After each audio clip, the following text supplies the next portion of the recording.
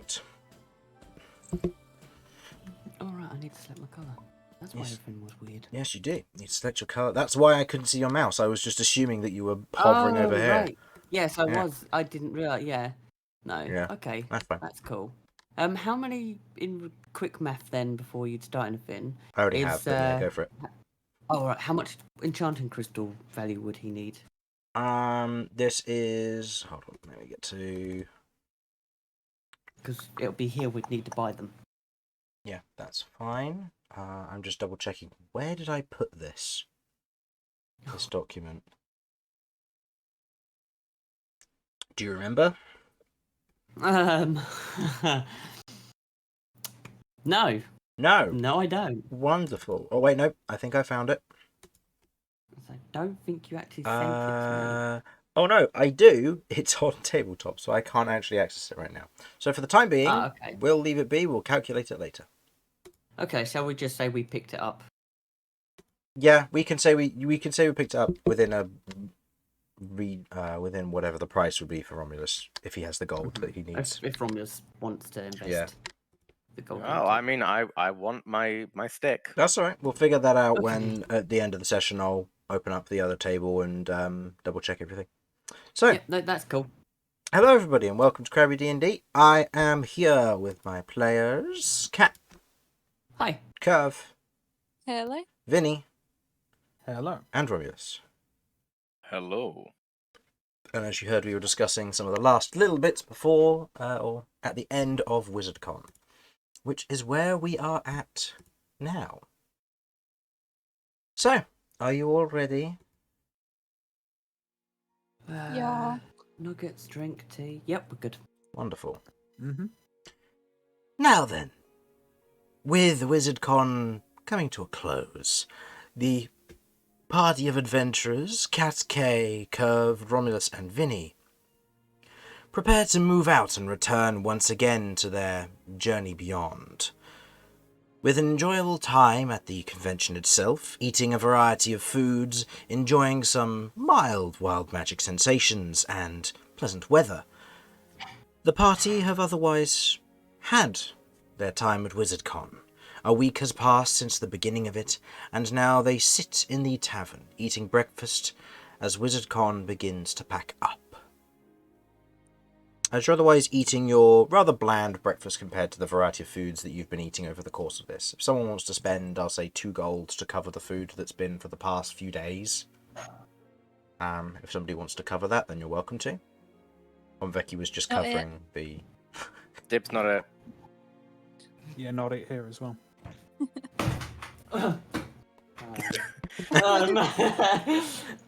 Do I even have that? I hope so. I do. Just wonderful. Okay. So as you're otherwise sat around eating your breakfast, for the technically non-canon but canon reason, K has returned to you, Vinny, in the form of a bag of holding. He will transform back into K once Sudz has returned. Sounds about right, yeah. This is not a permanent change, but some strange stuff happened at WizardCon and he's trying to figure out how to undo it. The rest of you don't know how. You've tried to spell magic, it doesn't work. Okay, it's fine. He's working on it. Yep, he's working on it. So, with that, you otherwise have your breakfast. Veki has otherwise gathered up his things and has returned downstairs with the rest of his geo wards and otherwise goes over. It's been good catching up with... No, that's the wrong voice. No, magic nonsense happened. Magic... Voice. No. Welcome. We can't use that excuse too often. No, I know. The church will find good. us. I don't know why it's the church that are judging this. It's been They've good. got a vested interest in D&D. It's been good catching up with you, Cat. I hope that you continue working on your various projects. And I hope things go well for you. Do keep me informed if there's anything you need from me. I'm going to be heading off to just the next city over, just to make sure... Well, heading to Felder, just to make sure that everything's sorted with the flame hilts. And I'll leave you to your business and wherever you're going. If we bump into each other, then so be it. Just remember to keep in touch. Oh, well, at the end of each week, I'll send a breakdown of what's happened. Emphasis on breakdown. I will send a brief review on everything that's transpired in that week. Well. And if we go, yes. Good luck. Hope those spells serve you well, and the rest of you, keep Cat safe, and keep yourselves safe also. Alright. He lugs his pack over his shoulder. The 3 other Geo wards doing the same, otherwise giving you general nods of just kind of confirmation and or respect in a way. And they otherwise also leave, heading out into the beyond, heading to Felder. With that, what would you like to do?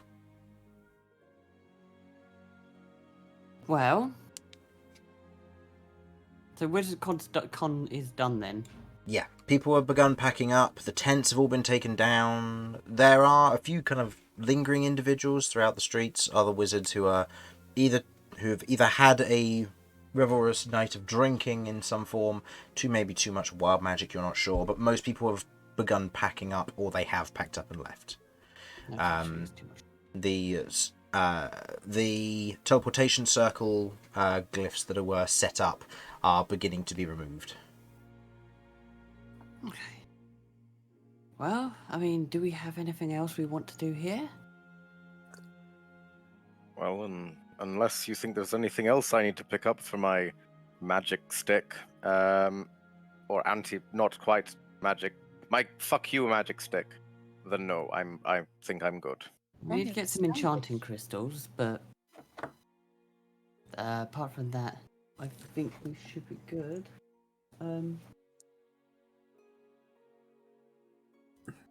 Nothing else I need from here. I on the way out, if the store's still open, I'd like to try and get a hat, a wizard hat. Yeah, But if yeah, the I'll wizard's say that's still fine. open- Yeah, heading out, you can see that a lot of the places have begun to close down quite quickly, and wizards aren't early risers. Quite a lot of the stands that were being run by Ishlan elves have otherwise left. You can probably tell because they don't sleep as long, so they were able to pack up earlier. But the others are all kind of a bit groggy in places. People have begun packing up carts, which are where they've been keeping most of their goods, and are beginning to leave and head off in various directions. But you otherwise arrive at the kind of the trinket store, or the trinket stool, as you approach the edge of what looks to be a few kind of still around wizard hats that are and hoods that are otherwise hanging from various hooks on the edge of a tent, which is beginning to be pulled down as the person is in the process of waking up. Have they got any light blue wizard hats? Maybe got some stars on it.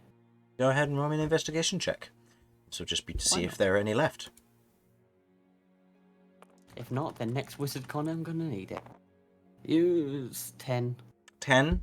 There don't seem to be any which are blue. There are quite a few which have like small stars on them in design, mainly pointed hats in that particular area. There are hoods from what you can tell, along with what look to be a few hoods which are more marked up in price, somewhere closer to 50 or 75 gold. But you can tell that kind of just a general, with your general arcana and ability, you can tell that they have a minor effect towards magic, but they aren't necessarily magical. Okay. What about the hats? What colours ones are there with stars? And, You can see that there is a red one, a green one, and a black one. None of them really go with my stuff. Next WizardCon, I need to get a hat. I'm gonna get it at the start. Okay. Then we'll go and get the crystals. And guys, where are we going to next? I mean, shall we return to Zakers? We've got to take the Smith to the Ghost Steel place. We do have to do that. So we could probably head to Zakers and complete our quest with the Pioneers Guild. And then come back and, yeah, that seems our best bet. Possibly, yeah. I mean, if it's okay with you lot, I'd like to try and help the Mayoress with her problem in the next village over at some point.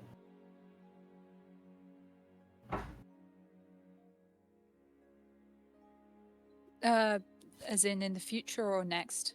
In the future, next, if we've got other plans, then I understand that other plans will take lead, but I would like to help her. 'Cause I'm happy she's to in a help real out there. bind. I still need to figure out where my friends have gotten to. Mm-hmm. Okay. Were we following them down here? I'm trying to recall. I believe they came south. Mhm. I'm trying to remember, Chris. Did we know where? In what direction Carvern went from here? From what you understand with the people who you spoke to at Zakers, Carvern left through the southern exit of Zakers Crossing. Following the road, there is only one road, and that travels to Braylin, where you currently are. You haven't had the chance to ask around because you headed off into the mountains to go to the giant fortress, and then you headed down towards Braylin. You swiftly went westward towards Farganuk. So you haven't really searched around Braylin all that much. You kind of met up with Corsair, did a little bit of shopping of materials and things that you might need, and then left. Yeah, it slipped my mind to ask while WizardCon was on, although most of the people around here wouldn't have. Okay. So at that point, do you want to stay here and do a bit more research, or shall we head back to Zakers, get all the formalities we need to get done there, catch up with Damian, I'll send him a send-in and see how he's getting on, and if he does happen to be in the area, maybe he can join us. I don't know. I don't know what the context was for him leaving, and then head back this way. You can do your research. We can also look more into the goose, as the eggs were sold down here. And then on from there. I still have the egg, which hopefully I can trade with the taskmaster guy. To help. In Greg Davies? Yeah. Yeah. Excellent. Excellent. Oh, that was a cracking yoke there. Oh, Haha. You need to stop before you scramble my brain. All right, I'm gonna let you calm down there.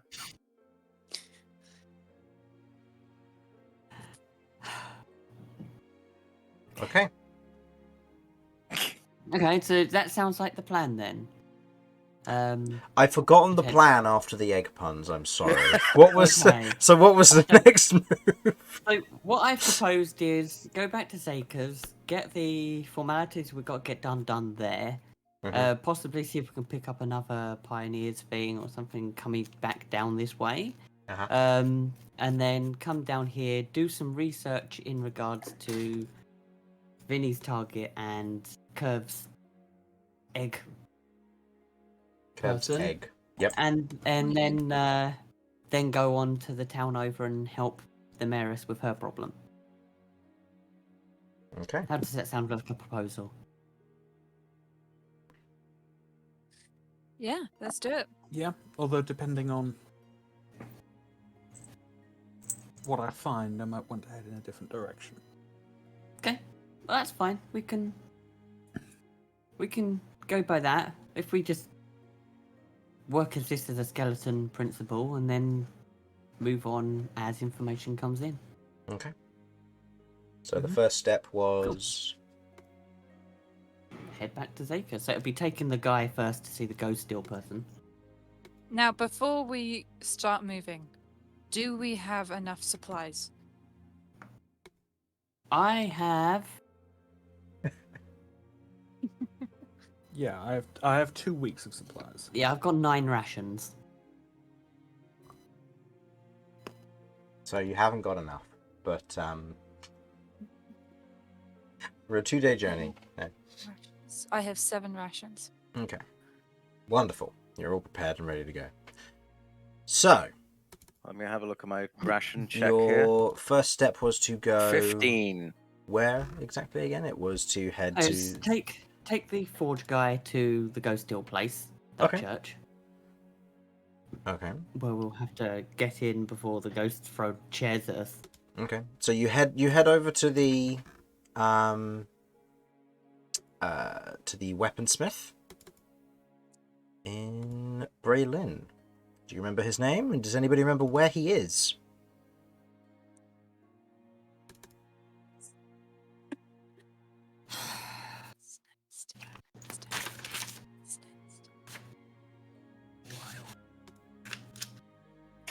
Get.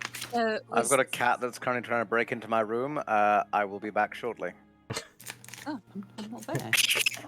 This was a different guy who was going to style my beard. Yes. Okay, then my notes do not help. Take notes of the important things, though. Respect. Okay. It's been a hot minute since the. Yes, that's fair. I was by his store, because we went there, or I saw it when I was buying the chest. Mm-hmm. So what's the It's name in of that it? direction. What's this? No.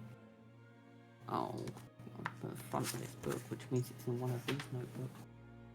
Oh no. Dark times, people. Yeah, he was set up shop somewhere strange, wasn't he? Not terribly strange, but sort of. Okay. Okay, can I do a history check? Because I'm looking at my notebooks and just Yeah. gonna cry. History or survival check? Give me a roll. I'll do history. I'm good with history. Okay. Oh, we still need to do Romulus's wood carving rolls. Well, that's 11. 11. You remember you walked past it, and as you begin to have one of those moments where you begin walking around that section of town, you can't see it.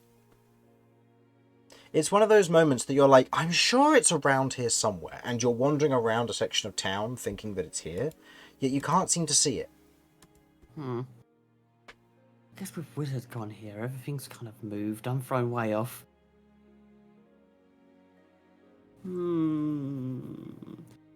Anyone good at survival? You want to roll a survival? Romulus is. He's just fighting the third beast that he's going to turn into slippers. Oh no.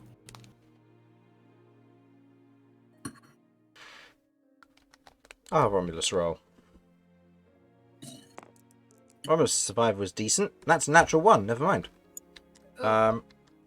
Romulus is like, I'm sure it's this way, and leads you off. You spend about an hour wandering around town. You can't seem to find it.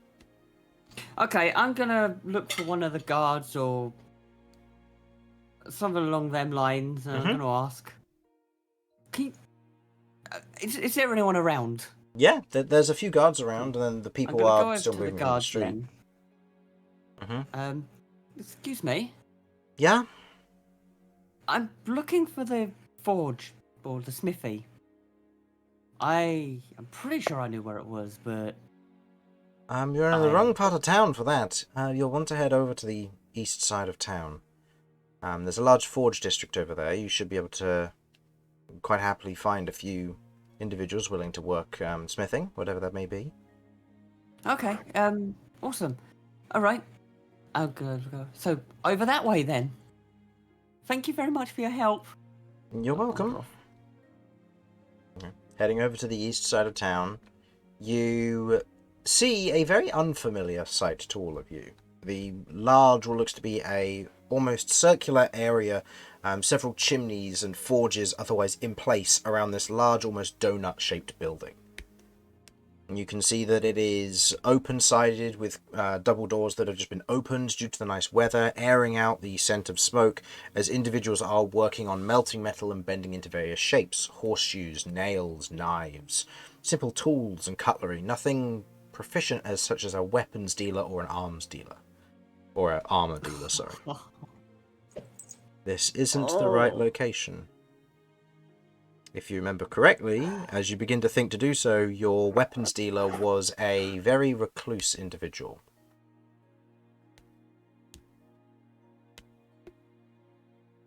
Yep. Of course. You can try again if you want to. I mean, an hour has passed of you wandering around town and then going to the wrong place, so... Okay, I will. Was it Farganuk? Oh no, in Braylin there was the weaponsmith that you're going to meet.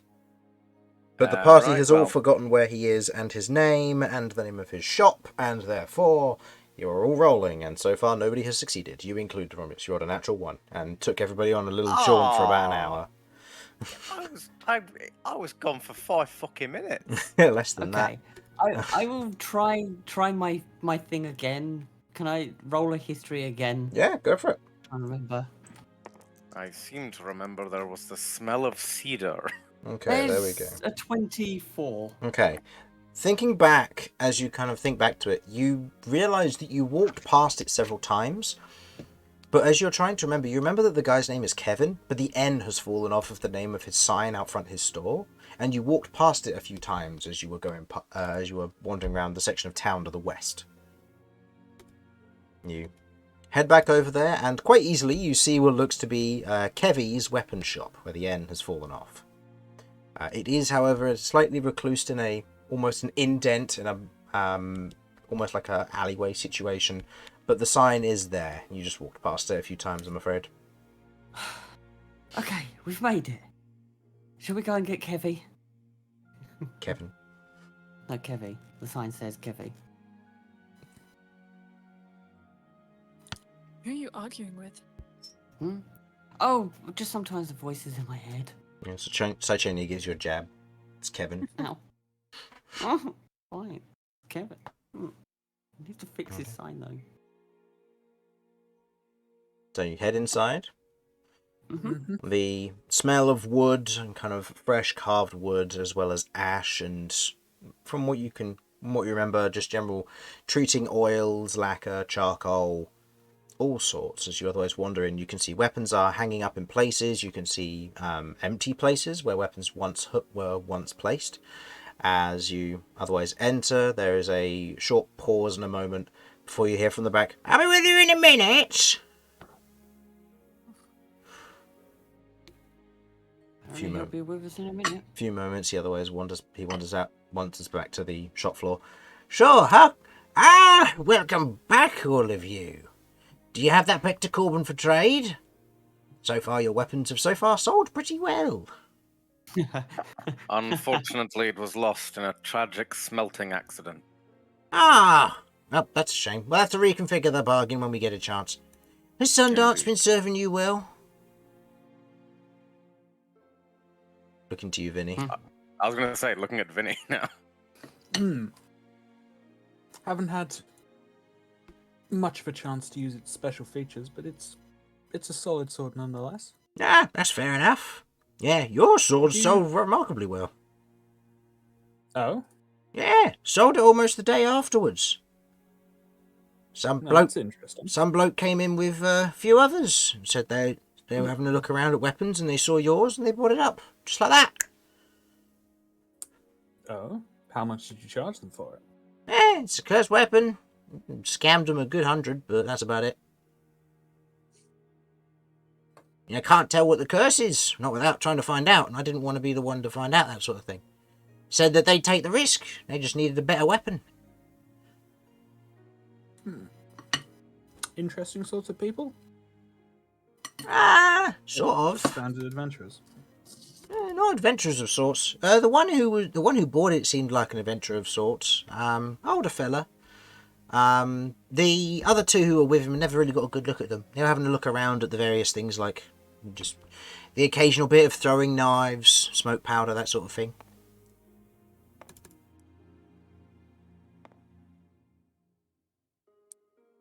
Don't suppose they were hooded and robed individuals, were they? Yeah. Oh, of course. Why? I mean, they did ask who owned it before them. Told them Tieflin owned it before. Came in my shop a few days before. Didn't mention your name, of course. Just said it was you. He said fascinating and bought it and left. Why?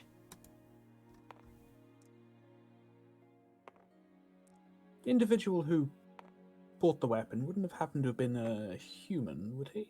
Yeah. Tall fella. Darkish hair. Tall,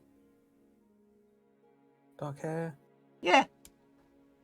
strong looking, older gentleman. Oh, older, yes. Strong. I'd say he's seen better days. Your friend, your Minotaur friend could certainly put a number on him, but I'd say the rest of you would still struggle.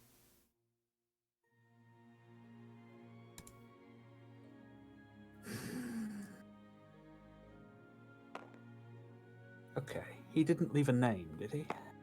No, he just bought it and left. Okay.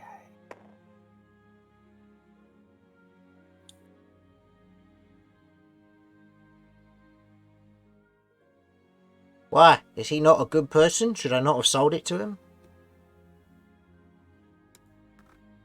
I think he may have been the sword's original owner. Oh, fair enough. He didn't say as such. Well, he wouldn't have, would he? Fair point. Did he say or do anything that would have indicated that he was looking for us? Did you say where we were going? Or... No, he asked a few questions. He asked who the sword's original owner was, and I said, "Oh, Tiefling sold it to me." Said they were moving on to their new adventure, and that they were going to be figuring out a few things, and then possibly passing back through. He didn't seem all that interested. He just was like, "Oh yeah, fair enough." Bought the sword, and then said, just said to stay well, really. Don't remember him saying or asking any more questions.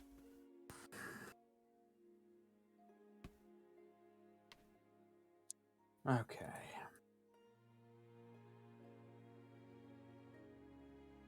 I mean, the most that I can say is that he was a tall, broad-shouldered fella. Darker skin. He had a large beard as well. Well taken care of. Asked if he was related to dwarves. Don't remember getting his answer, though. Not from what I remember. Oh, so you know him. Old friend of mine. Ah, fair enough.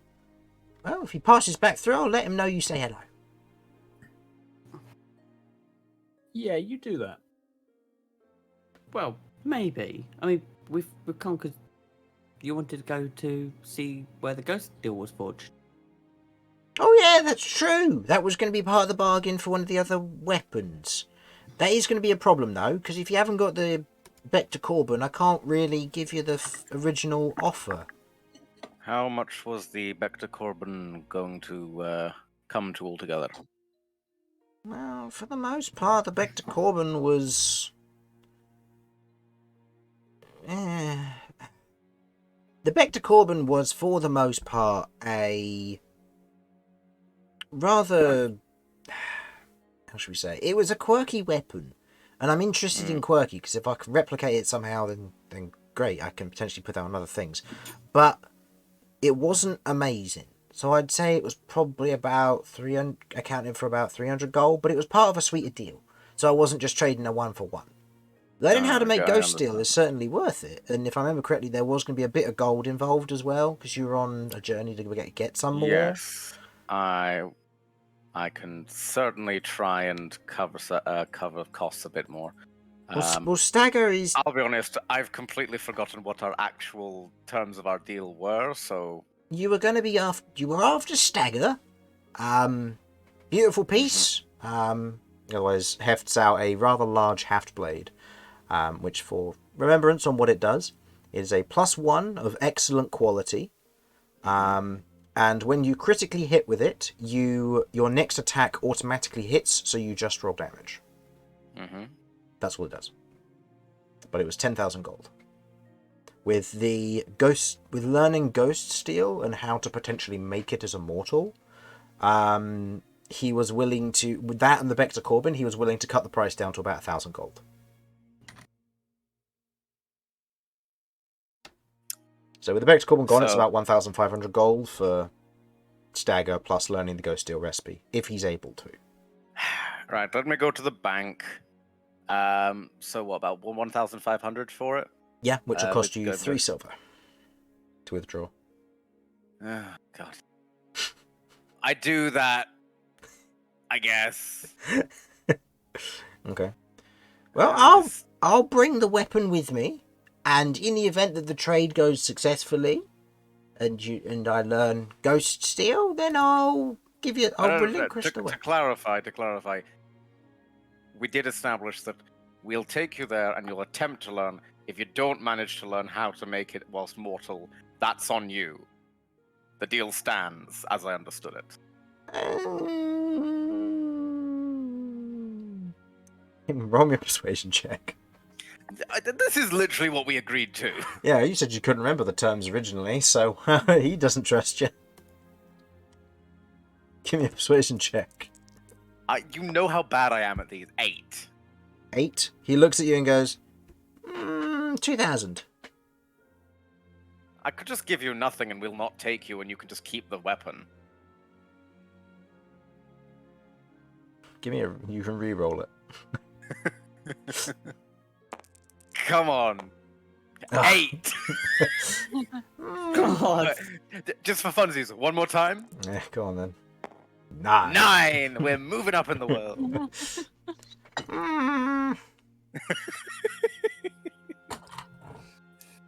It's worth a lot of money, but at the same time... I mean, now I know it exists, I could try and find it. I'll struggle. Oh. Just to give you a heads up, though, just if you do try and go on a pilgrimage yourself to find it, there are ghosts around. Fair enough. It's a very dangerous place. I might join them and learn how to smith.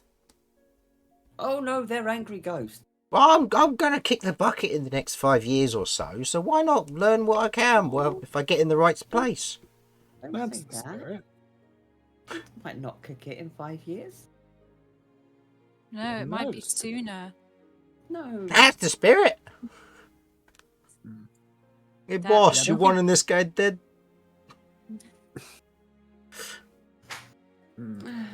Could just give him a good push over, you know? An accident. Yeah. This is the I don't crows think the talking to you. Oh, right. Yeah. Break it. I've fallen and can't get back up. Mugged by I've crows. fallen and I can't get up. You were going to say, Vinny? Yeah. I will say, I don't think ghosts can get into where the ghost steel is being forged. So you'd need to learn before you died. It means Damn it is rather not worth your time going there if you die to the ghosts on the way. Okay, Vinny, I'll let you roll a persuasion check. now. Please, God. It was 50-50 on whether I actually wanted to help Romulus with this.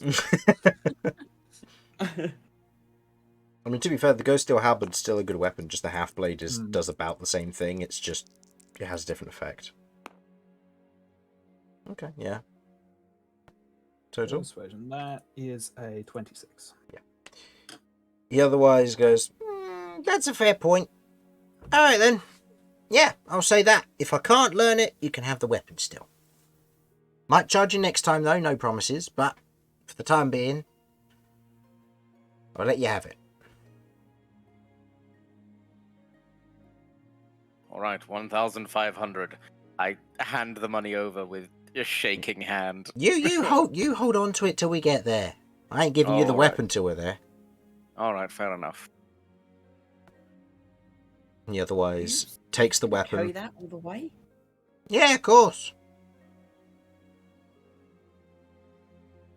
Credit to you. It's not that hard. He puts the blade down on the counter, lifts it up a little bit and slides a bit of paper underneath. Just snaps his fingers, and you watch as the blade disappears, and a small blazed rune appears on a scroll of paper in front of him. He kind of ties it up, puts it in his pocket. There, it's my insurance. You won't be able to get to it until I say so. Nice. Cool. If you kill me in the middle of learning how to do this ghost steel stuff after I give you the weapon, though, I will haunt you, and I'll ask the others to help.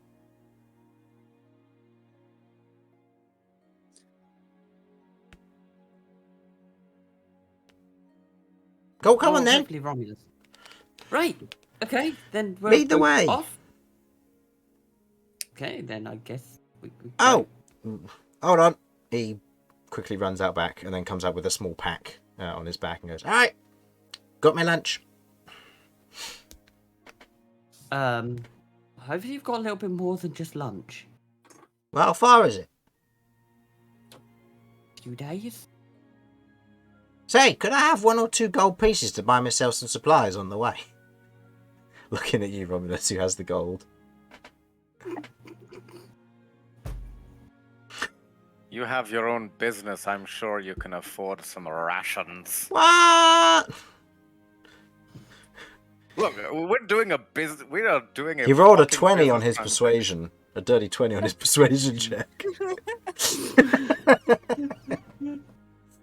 I'm gonna flip him 5 gold pieces. Woo! It better be an electrum. An electrum piece. Ugh, nobody takes that old currency anymore. Why don't you go get what you need, and we meet back here in half an hour? Sounds good. I need to run one very quick errand before we head off.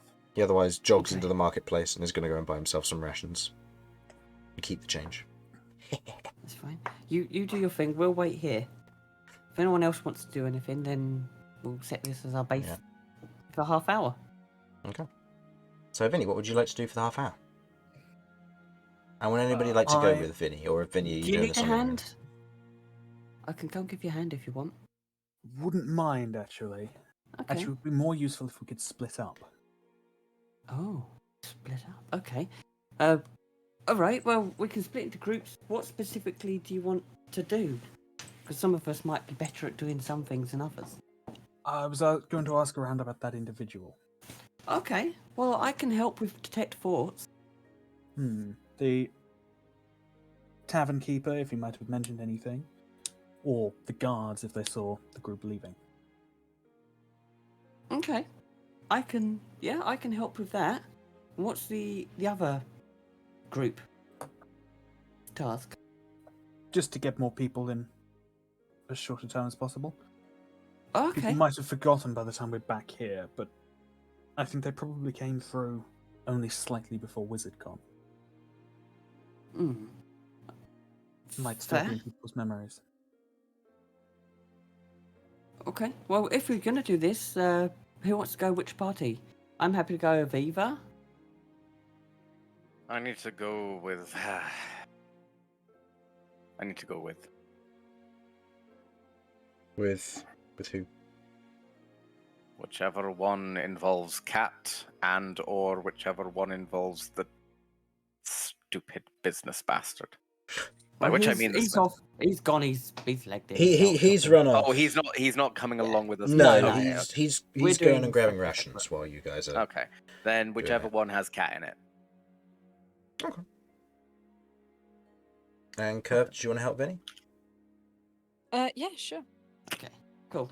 So Okay. me and Romulus will go. Vinny and Kirv. Okay. So who are you going to go and see? So we can make sure we don't go and see the same people. I'll probably ask around the guards. Okay. If you'd So like to I'll go go. to the tavern.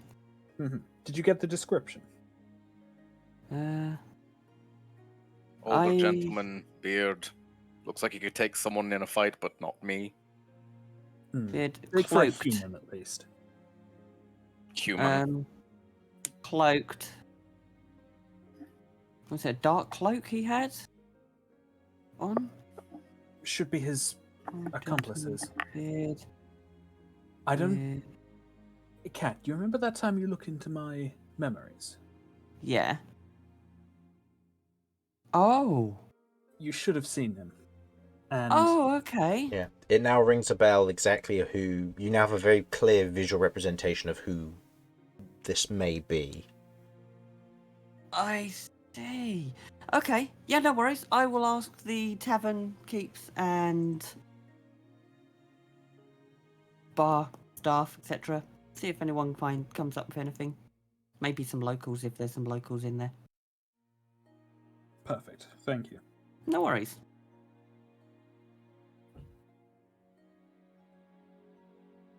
So, who exactly is it we're looking for, Vinny?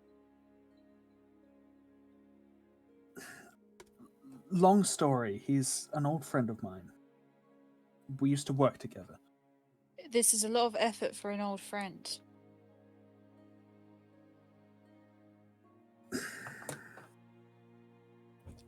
Our group split up. And I don't remember why.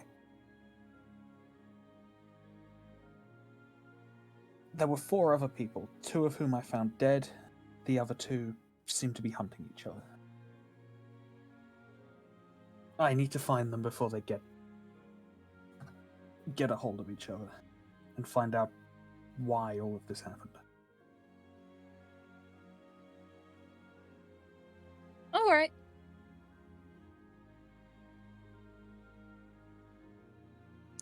Kirv's content, shrugs her shoulders. Let's go. Okay. All right then. Okay. So, what are people doing in order to get information? I'm going to go to the tavern, start with. Well, we'll go towards the tavern. Mm-hmm. And pretty much most of our targets are going to be in there. I was going to ask around the guards at the all of the exits to town. Okay. The town itself it has what looks to be an old wall. It hasn't been repaired or maintained by any means. It's not a walled settlement. So there are a lot of areas where people can leave actively, but the main entrances are the main paved and roaded on the areas. roads. Yeah. There are 4 main ways out of here, so they will take a little bit of time to go around each of them, but with the natural speed that you otherwise have and moving around the area. I can leave the north exit until we head off if that'll save time. Yeah, that will save time, allow you to get back there in time and go from there. Okay. With that in mind, I would like... yeah. Go ahead and make me an investigation group check, each of you 2 groups. Either one person can roll with advantage from each group, or both people in each group can roll. You'll require a different information based on the areas that you have chosen to target. Okay. Do you want me to roll with advantage as I've got a +7, Romulus? Or do you want to roll one? It's probably better to provide you advantage. My only good thing is intimidation. Okay, well, we can get to that when we need to talk and possibly get something from someone that's drunk. Maybe. Yeah, I'm not really any use beyond that. Having said that, I have seen your rolls. Tragic. Just tragic. You know what? Sorry, this is important information. I'm going to use my Tides of Chaos to re-roll the 3. Okay. Vinny, I'm going to say if you want to roll with advantage, because mine is literally a -2. Okay then. Let's roll with advantage.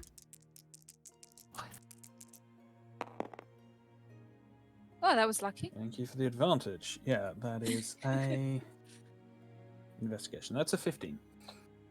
15. And Cat? 12. 12, 15. Okay. As you otherwise wander around, going through each of the taverns and the inns. There are a lot of taverns and inns, you're realizing, Cat, as you're going around this place. And as you are going through most of them, you ask them for this individual. Each of them kind of say no one's come through looking like that.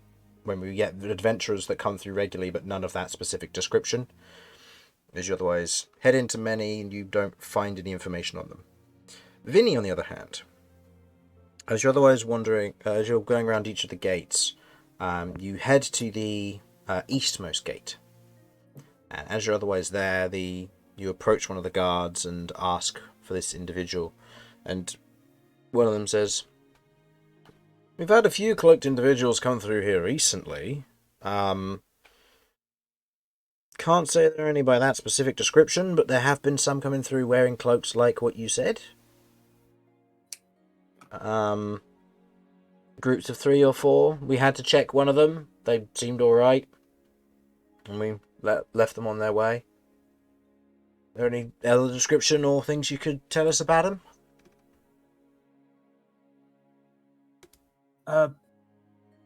My friend who would have been with them was a tall, older human.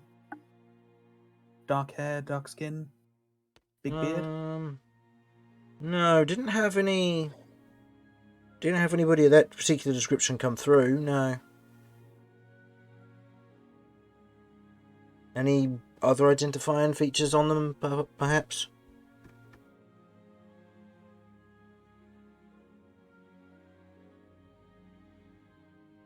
This isn't like he's soliciting a bribe situation, is there?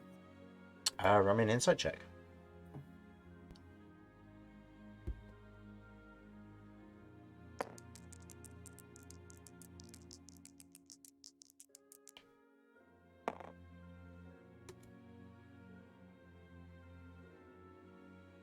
Uh, 18. 18. You can quite clearly tell, and with good confidence and certainty, that he's not withholding any information from you. There seems to be a genuine air of they've not seen this person. Now, that could be for various reasons. Maybe they weren't on shift. Maybe there's other relevance to it. You're uncertain. All you know at the moment is that apparently they haven't seen this individual leave town. But there were hooded figures of the description. All of them, if not most of them, have left during that time, prior to WizardCon. Okay. And that was all going out the east gate? Yes, correct. Okay.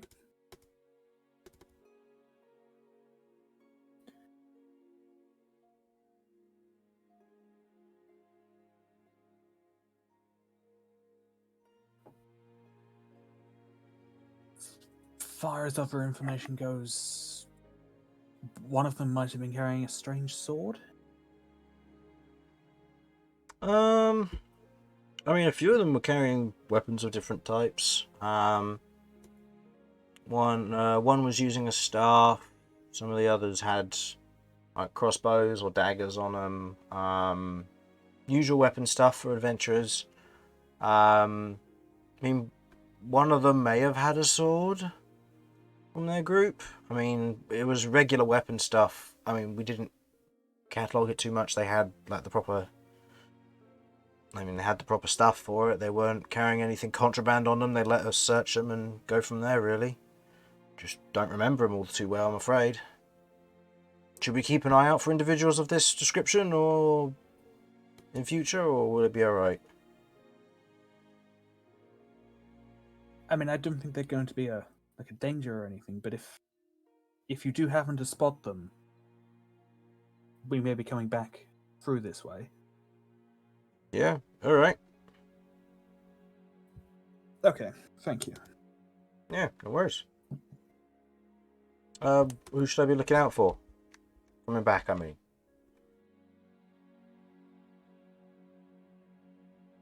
If they come back through, sorry.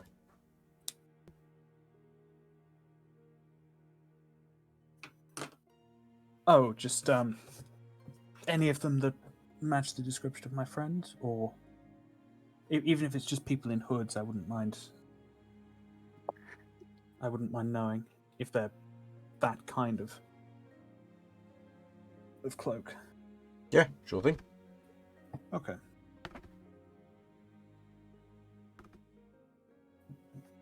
Okay. With that, you and your group meet back up with Kevin and head out the northmost gate and onto the road. So, as you're otherwise travelling, Kevin is mighty intrigued by Terrador's presence, as Kat, you're riding on the back of Terrador. As Terrador is otherwise leading you along the road in a very thumping fashion. But the road itself is otherwise safe. So if someone would like to go ahead and roll me 2d12, please. Well, I've been rolling crap all day, so someone else roll. Shall Unless I? we want low. Go for it. Go for it. Okay, remind me what precise roll this is, because at this point my brain is A turned to mush. D12. This is 2d12. 2d12. This is a. Oh no, sorry, 3d8. My apologies. Ah, okay. 3d8 Ah. because you're on the road. 5, 18. 7, 6. 18. Okay, yeah. Travelling along the road is unimpeded. There is no issue along the way, and you encounter very little in your journey. But a day's travel goes by as you head from Berlin half the way up. Now, due to the nature of where the camps are, you can stop slightly early in order to get camp, but then you'll be 2 days away from Zakers, or you can camp in the wild. Or you can camp in the wild, and then you'll only be a day's journey from Zakers. Keep in mind you have to go up here anyway. So going here would mean you can make it in 2 days effectively. We've been camping in the wild for the last, feels like a week. Before WizardCon, I don't have an issue with the wild.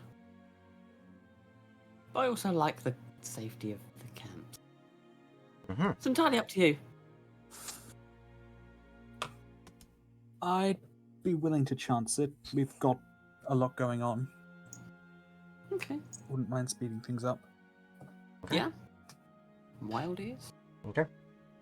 Going through the night watch, you each have to watch mainly on your own, given your party being so small.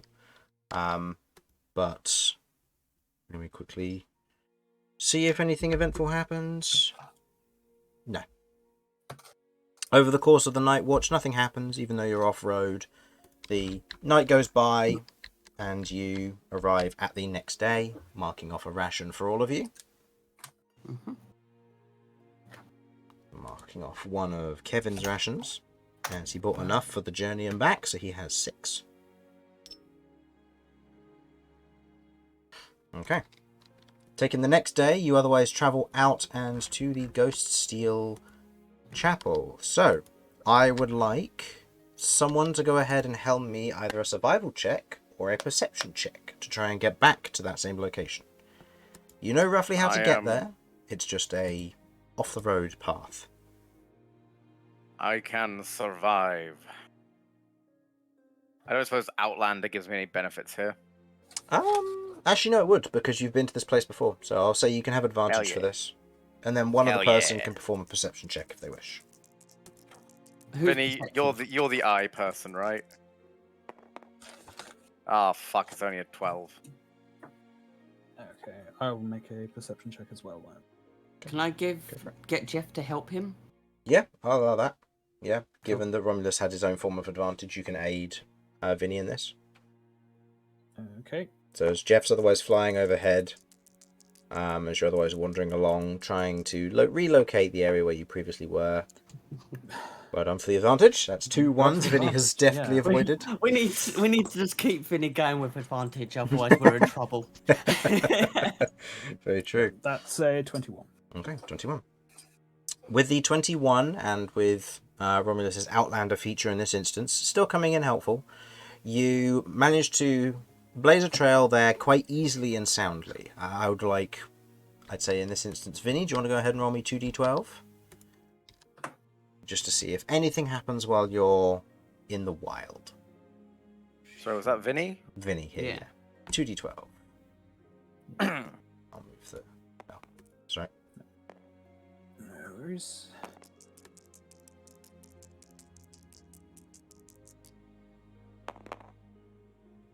$13. 13. Yeah. Travel seems to be otherwise unimpeded. You don't seem to see anything of interest. But as you do begin to approach, you can see the old ruined village. You can see the moss, you can see the old chapel, and you can see the boarded up windows for it all.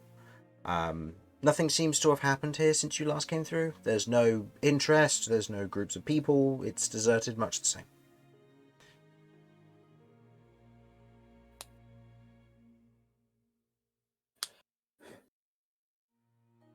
So this is the place.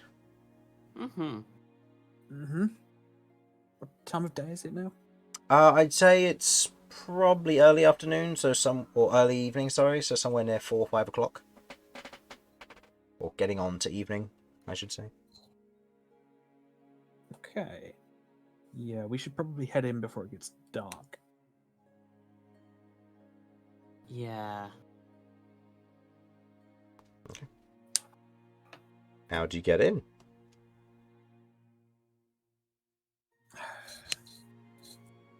If I remember correctly, there was a circle around the place, Mm-hmm.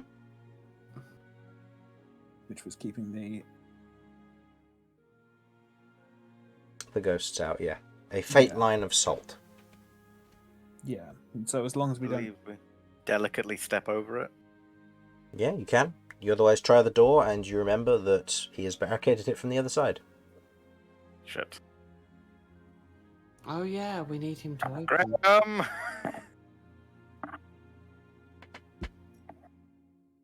There doesn't seem to be any answer. He's not nocturnal, is he? He is. He disappears during the day, if I recall rightly. What, is it locked or is it just barricaded? It's just barricaded. It's not locked. Okay, so should be able to push it. You push it, Fire. and the barricade that's otherwise barring it on the other side is preventing it from going Oh well, inwards. heck, I'm not pushing it. With a strength of 8, that ain't happening. Titania breaks doors. Simon, I trust you to be vaguely intelligent about things. Should I just open this door? I can't remember how we got in last time. I think he just opened it for us. Yeah, he just Yeah. unbarricaded it. He unbarricaded it, yeah. I believe I wasn't here for that episode. No, not yet. Oh, wait, no. Oh, no, you were with the party. I don't think you were... Yeah, but I wasn't present on that episode. Yeah. You were there for the mini reward on the next session, I believe. It was when you were walking through the chapel like Crowley does. Oh. Mhm. So, in theory, we should be able to just push the barricade out the way. It's more the concern of the structural integrity of the door. The barricade in question is just like a beam of wood that's been placed across the door to hold it in place. Oh, okay. No, Mage Hand isn't going to work. I would need something stronger. How big's the gap between the two doors? It's not airtight by any means. Is it big enough to shove something through it? Depends on the something, but probably. Actually, the floor here. What is this? Loose earth into worked stone. Okay. How does Earth Glide work? Pterodor can move through unworked stone, I believe. So he can't move to the inside, but he can glide through the outside without any worries. Yeah, okay, right. That doesn't help. Hey, boss, you want us to look around?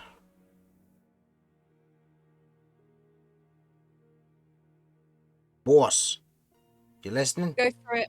Yeah. Alright. See what can be done. The two of them otherwise take off and begin to fly around the area.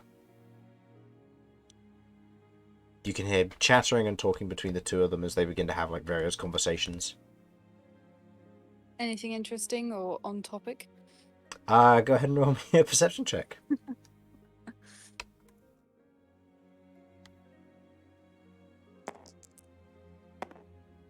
That one. No, as you otherwise look up, you're like, they're fine. And you see that they both just they both sat on the roof and just begun talking to one another. Fucking idiots. This is the help I'm given. Okay. Okay, I have a rough idea. Can the familiars see through the window? I remember Yes, we they did could. send them. Yeah. Okay, can I send Jeff round to the window, looking through his eyes? Yeah. Yeah. Right, and I am going to. Does Jeff have dark cast- vision? Yes. Okay.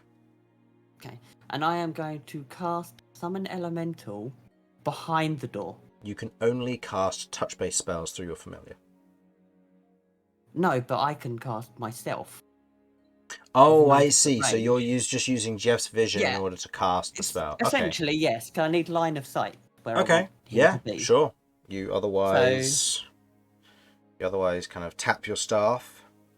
Oh wait, is your staff? No, I haven't got these staff No, yet. the So staff it's just hasn't going been to be a enchanted yet. humanoid elemental. Okay. In this instance, you otherwise just begin to almost, using Sitania's guidance in doing so, you begin to work the elements behind the door itself as what kind of elemental are you making? I'm going to make an earth because I don't want to break anything. Okay. As the earth elemental is otherwise pulled into existence on the other side of the door, the rest of you are kind of hearing this magic begin to take place before there's a light thud on the other side. As the beam is then lifted up and off of the door before the door opens, this large earth elemental standing before you. You watch as momentarily as you otherwise look in, seeing the door opened, you can see that there is a ghost with a claw hammer just beginning to take swings at your elemental. Okay. If I drop concentration, he disappears, right? Yes, he does. Yeah. Okay, I'm going to drop concentration after thanking him for the help. Hey, wait. We're not... Oh, it's you lot again. We wanted to get in before it hit night and we ended up being barraged by stuff. We also didn't want to break the door. Oh, no, that's fair. I didn't hear you knocking. We've just knocked. You could have just knocked. Yeah. Romulus shouted, but he didn't knock. Well, welcome. Yes, come in, and do take a seat if you need to. Who's your friend? As as Kevin otherwise walks in. Nice to meet you. Name's Kevin. I'm on a duty from this lot. I wanted to learn the trade of ghost steel making.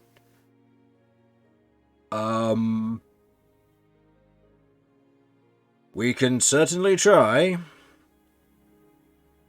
You kind of have to be dead to make it, though. I'm close enough. He always wanders in with his pack, lays it down next to the forge. Yeah. Just give a look to Graham and shrug. I question why you do this, but okay.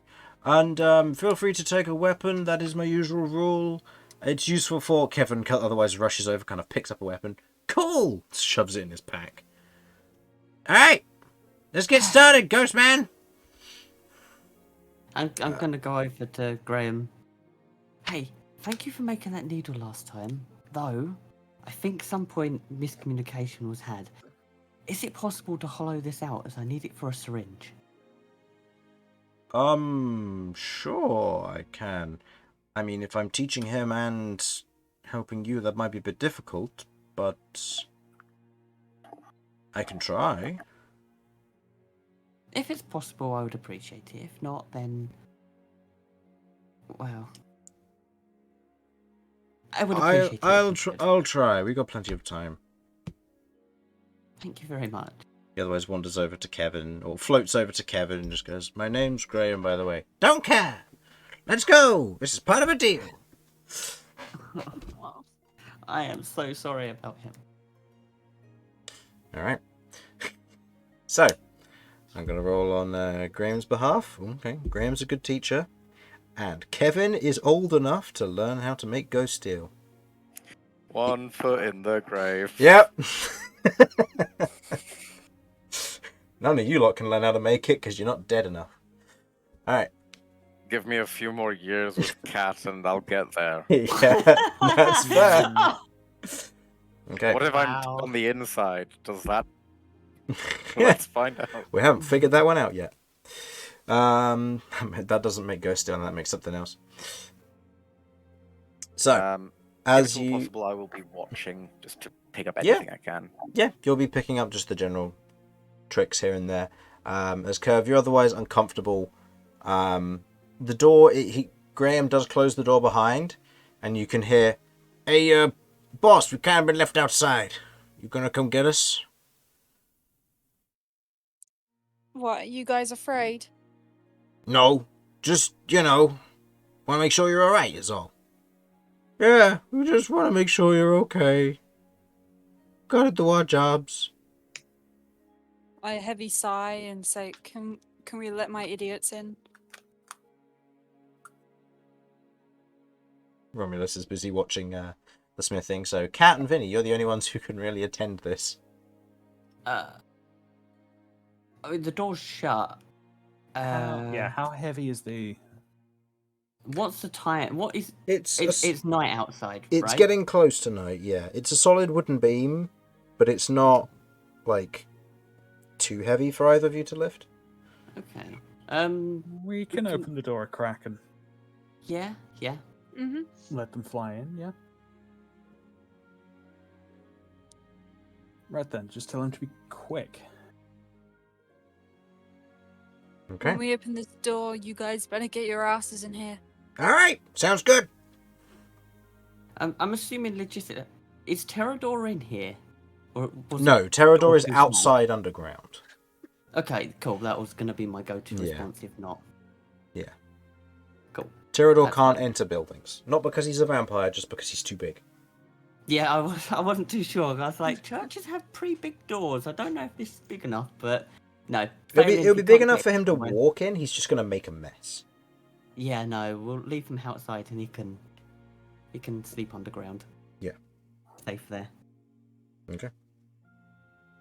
You open the doors as you watch as Eugene and Filch otherwise fly in. Do you want them to be on your shoulders, or...? They make themselves comfy wherever they want, I guess. Okay. If I remember correctly, Filch is the not so smart one? Or is Filch the smart one? Filch is the smart one that sounds like a gangster. Ah, yes. So you what? Eugene is- So Filch otherwise lands on your shoulder, and you hear him say, "Hey, Eugene, why don't you have a look around, see what you can find?" He's like, "Okay." And you watch he otherwise flies off and lands on the floor for a moment, before you watch as he incinerates in fire. Oh. Heh, thought that would happen. Hey, boss, why you staying in sanctified ground? We can't be in here. You guys wanted to be in here. We didn't know you was gonna stay in here like an idiot. This place is bad for us. It's bad for you. I can handle it. Yeah, You sure okay you there, can. Kirv? Hmm? You okay there, Kirv? Yep. No, she's not alright. You sure you're right? Are you going to believe the bird or are you going to believe me? You just hear the I don't bird hear the cawing, bird. Cat. I just heard screaming. Oh, yeah, they can't hear. Yeah. It's the best one-sided conversation nobody else can hear. Yeah. I mean, you spent the night in here with us last time, so I assume you're fine. But They seem one of your birds distressed. is... Well, one of them seems distressed. They just can't handle their sanctified ground. I mean, Vinny, you watched as one of them just burst into flames and Yeah, yeah, died, and the other Oh, ones... Yeah. so And the other one is distressed, yeah. so familiars, getting at. you can That's send your familiars away and then bring them back. Okay. And I'll sort of try and run her through and show her how it's done with Jeff, for Okay. example. Yeah. I'll be bringing him back though, Yeah. because You've I just- don't trust him on his own. So you otherwise watch as Cat otherwise unsummons Jeff for a moment, then poofs him back a moment later, not too far from where Cat otherwise is. As Jeff was still sat outside looking in, given that was his last command, and is otherwise poofed out of existence and pulled to Cat's shoulder. Oh yeah, I left him on the windowsill. Oh Jeff, for God's sake! He'd have died My- overnight by being Need some attacked by initiative. ghosts. Come on. Am I able to bring Eugene back or is Eugene gone for the day? You're gonna have to wait till the end of the day. You're gonna have to wait till you wake up tomorrow. I'm sure he'll be on the roof by then. On the roof? Yeah, he'll fly in. He's got a journey ahead of him. Oh, this roof. I thought you meant the roof you guys first showed up on. And I was like, no, we're not going back. No, nah, Oh, he's dear. got a bit of a journey ahead of him. He's got to be sent back. Well, you make sure you don't stand on this floor, alright? All right.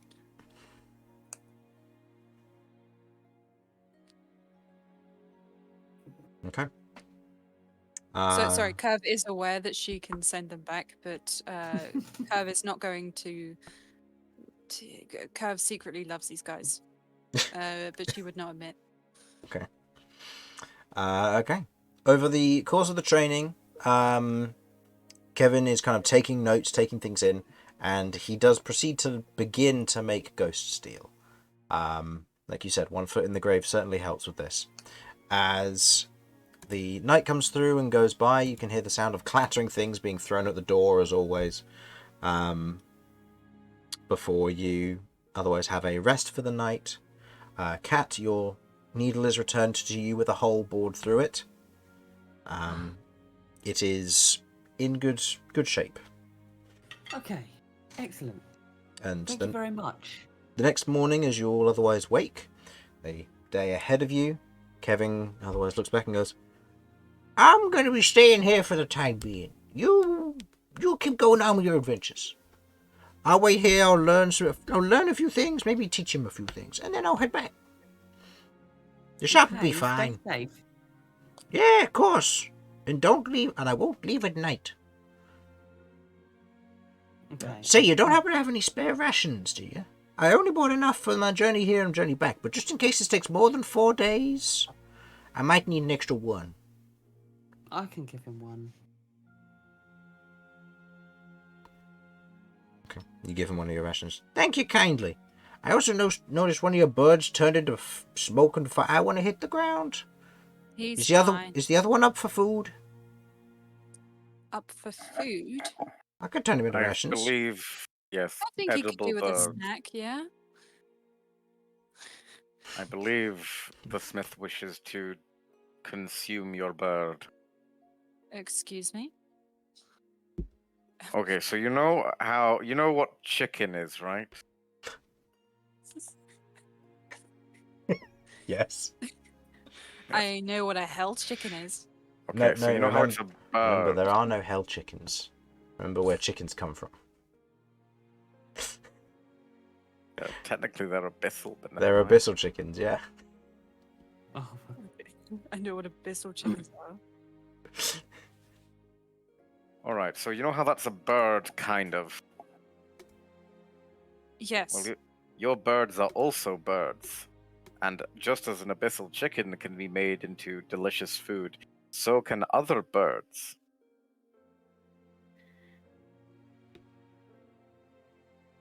Just I gonna kind say, if this fat one tries to eat me, I'm gonna peck his eyes out next time I'm back. Do you I like- want me to break your neck? You can't hear him. You just hear cawing. I can read tone. No, you Also, can't. did you I read It's a also, crow. did you know that, also, did you know that crows and ravens actually can speak? They can learn to talk I know, but these ones just choose not to because they're annoying. because they're assholes. No, I kind of need this one to stick around. I say to the guy. Fair enough. Ah, fair enough. Alright, well, thank you for the food, and safe journeys ahead of you. Hey, you two. good luck. Okay. Oh, what about the deal? Oh, yeah! Yeah. You completely Yes. forgot. I will otherwise- hand over the money. You will hand over Yep, sounds the good. weapon.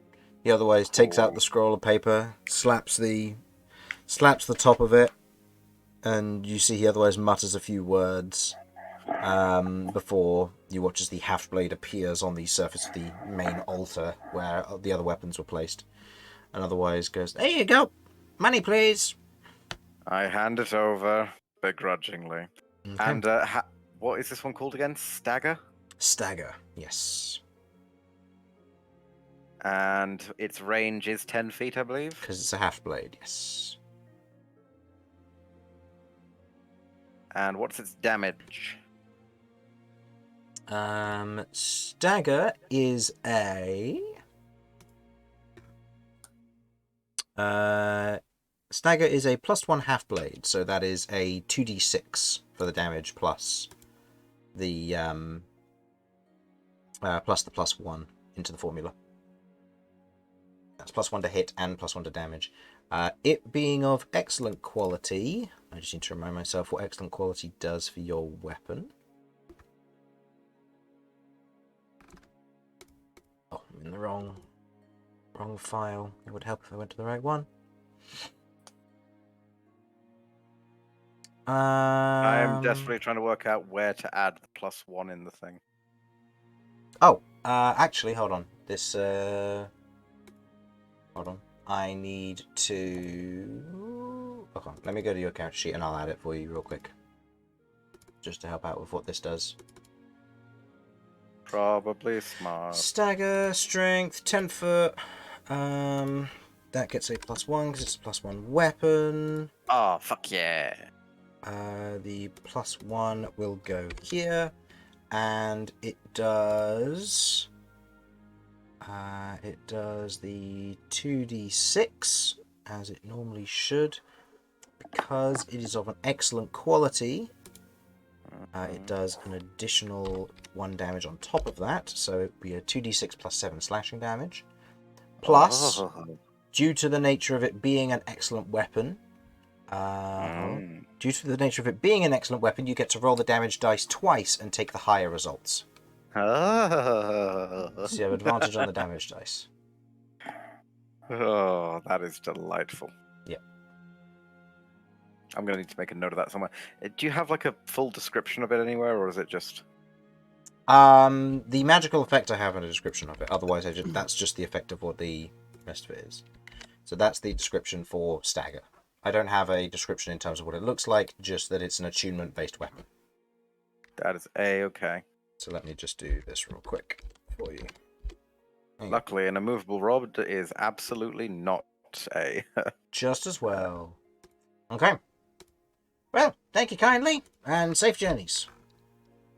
Okay. As you otherwise head outside, Eugene otherwise lands back on your shoulder, Kirv. I'm back. Oof. Oh. How was it? Rough. Boss wasn't happy with my death so soon. Said I need to be Wasn't more happy with careful. you? Oh. So, the boss that... Your Lord. boss. Yep. Yeah. How is he these days? Well, like he always is. A real dick. You know. Not the kind of person you want to hang out with, but the kind of person you should still, because he's good at stuff. He's powerful. He's connected. You know. Alright, I didn't ask if you had a crush on him. Do you have a crush on him? I can't hear the... Well, actually, no, I would have heard... You would have Kirv heard say. Kirv say, do you have a crush on him? Do you have a crush on him? And who's him also? Are you asking me if I have the crush or the birds? Both of you, I guess. I'm kind of confused by the whole one-sided conversation. They have a crush on the boss. Ah. I wouldn't call it a crush. More of a workplace admiration. A workplace admiration. I Okay. repeat and quote with quotey fingers. I can't do that. He flaps his wings. Oh, You and your human things. What does it mean? I'm not a human. You're immortal. Some mortals can't do that either. Yeah, well. You bipedal long leggy arm things. What does flaps his wings this mean?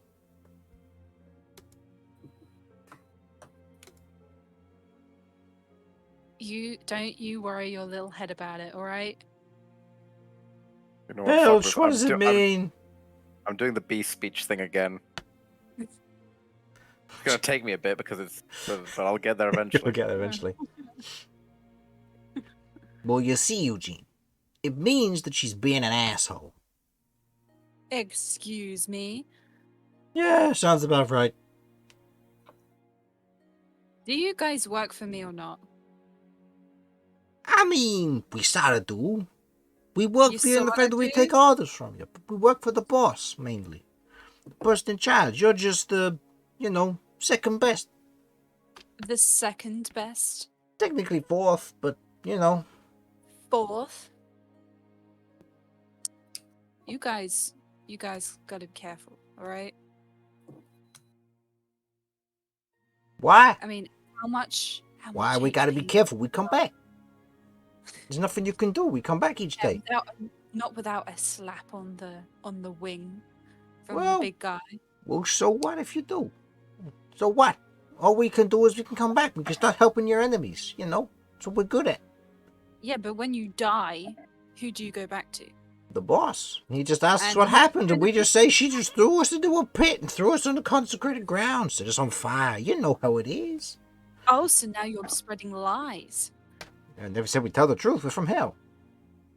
You know how it is. Like, These things happen. Unsummon these guys for a while. Ah! He disappeared. I finger snap and they disappear, both of them. Oh, I can think now. Hi, Romulus. Sorry, what was that? I I just like to finished my imagine that ritual. all of us are just staring at Kirv at this point. So, I only caught like the back end of that, but I think the bird has a crush on Kirv's boss and has been bad-mouthing Kirv to their Said boss. boss. Mm-hmm. In what I can only assume is an attempt at workplace romance. That's And just- adorable. Yeah, it's nice. Mm. And just to clarify, this again is the boss from hell. Yes, the hell boss. Do we? Love Do, the show. Yep. do any of us have a name for this individual? Lord of Crows. Okay, Get Lord it? of Crows Like is a Crows, title. Lord of Crows, Yes, got it. Crow Daddy, whatever. Ooh. I like to just physically see the cringe. You do. And No, Kirv, as you're otherwise standing there, you almost feel this faint squealing come from your scythe. Like, How about Papa Crouch? it stopped squealing. It's okay with that. Oh, okay, fair enough. He You know likes what? Papa Crow. Look, we like that. We like that. Papa Croach, specifically. Croach. All right. But I don't think he really experiences romantic affection. I really tried to flirt my way out of this. I did, but it did not Okay. work. Curve. Yes. Do you think that might be because you're not the most skilled when it comes to the ancient art of seduction?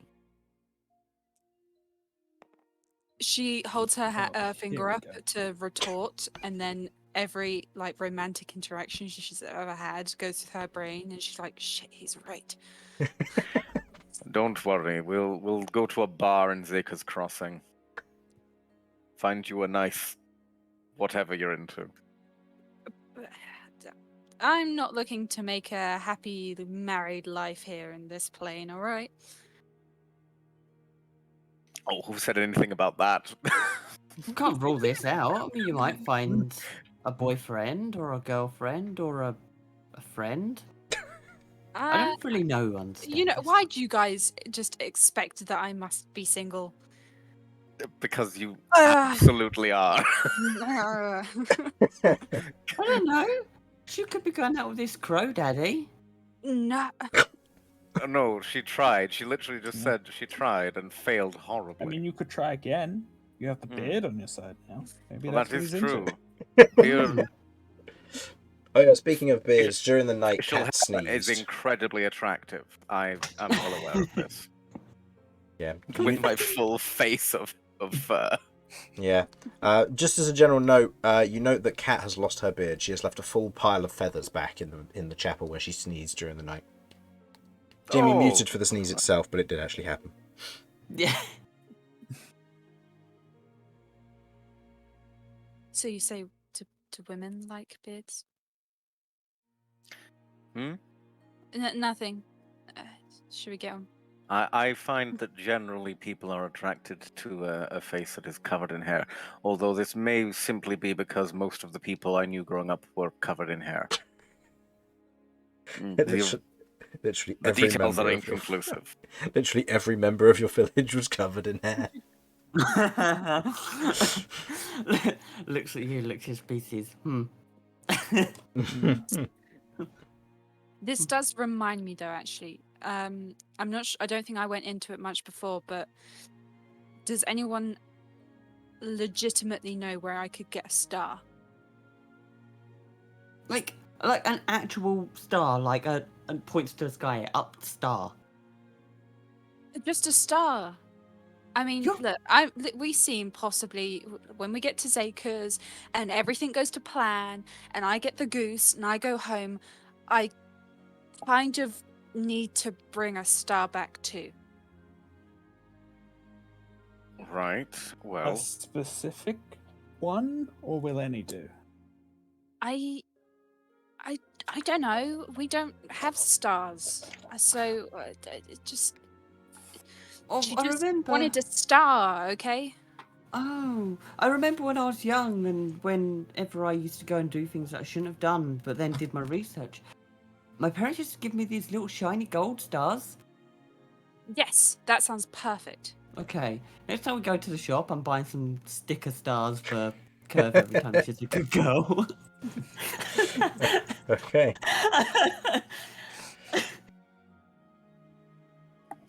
Okay. So, speaking of, Curve, why don't you roll me 2d12, please? Actually, no, 3d8 because you are moving through farmland here. 3d8s. Which one are the d8s? The red ones. The red ones. Why am I rolling these? At this stage, we're going to go through the 16. transition of not fighting. Okay. Okay. Yeah. Would you be able to now roll me 2d8, please? I'm scared. 8. 8. Okay. As you're otherwise travelling through the farmlands, the weather itself is nice. It's a calm day. You've otherwise had a wonderful time at WizardCon, and the weather has held, it seems. It is calmed nicely. It's a nice warm day out. The autumnal colours are coming through far more vibrantly now in certain areas. You can see that the autumn crops are beginning to grow and beginning to flourish. You can see that animals are being brought in a little bit earlier during the day, but they're still existing out and about. You can see quite happily what looks to be various orchards and people working in them as they are collecting kind of the late apples and pears as they're gathering things up and preparing for the harvest, shall we say. As you're otherwise kind of taking this time during the day, it travels relatively quickly. And while you're moving along the road, a particular individual, one of the farmers, kind of sees you walking along the dirt road nearby and offers you all a lift, as you're otherwise all led to the edge of Zaker's Crossing in good speed and good time. So your day has hastened. So you arrive at Zaker's Crossing, I'd say about 2 p.m. Woo. I will note, as you are travelling along, there is a moment where, due to the nature of this, it shouldn't really be a hastened travel, but there is a moment where the horse panics and sprints as Terador hits the edge of the Zaker's Bridge and can't meld into it, and so has to walk. And as a result, the horse panics and startles, rushing off a little bit ways ahead, pulling the cart at a high speed before you calm it down and Terador picks up afterwards. Okay, looks like he's walking now. Okay. Sorry, I'll be right back. That's right. Wow. Might be a good time to take our break, actually, just because it's about that time. Sure. So, yeah. Mm-hmm. Okay. So take a quick 5-minute break. Go and grab yourself some drinks, some snacks. For those on stream, don't go anywhere, and we'll be back with the party getting back into Zaker's Crossing. Go back.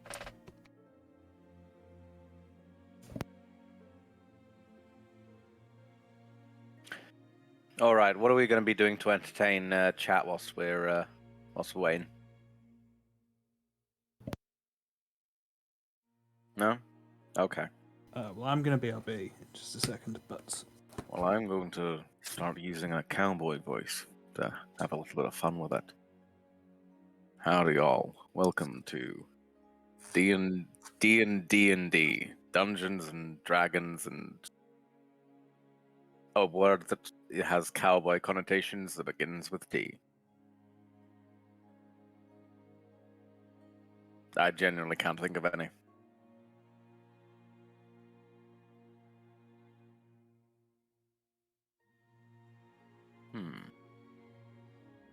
Howdy, y'all. There we go. Now, I'm trying to think of something to say to entertain chat. If there's a Dan out there, you poor bastard, I'm sorry that you're gonna have to deal with our bunch of crazies. There's a couple birds. There's a weird kid that keeps summoning birds and durgans and, well, horrifying elemental creatures that may or may not be evil at certain points in time. We got Vinny, who, as far as I can tell, is the mysterious Han Solo-esque character. A certain level of, what you call it? Troubled mystique. And then there's me, Romulus. Just a big cow. I ain't got nothing else but that. Saying that, I reckon we're doing alright so far. We're not dead yet. I am so sorry, chat. Yeah, well.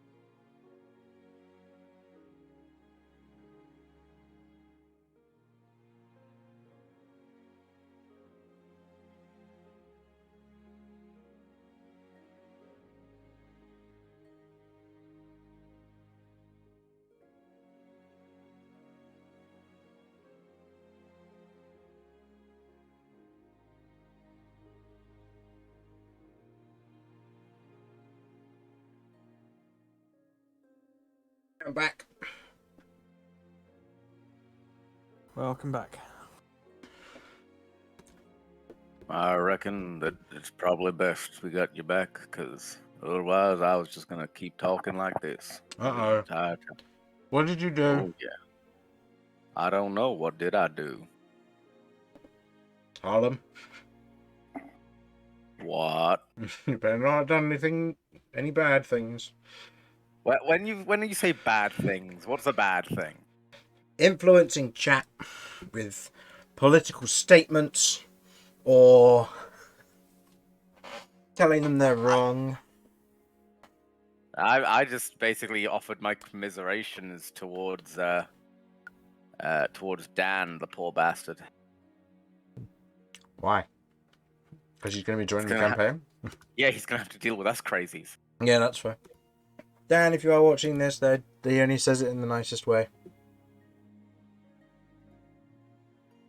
What have I returned to? We're just taking our break.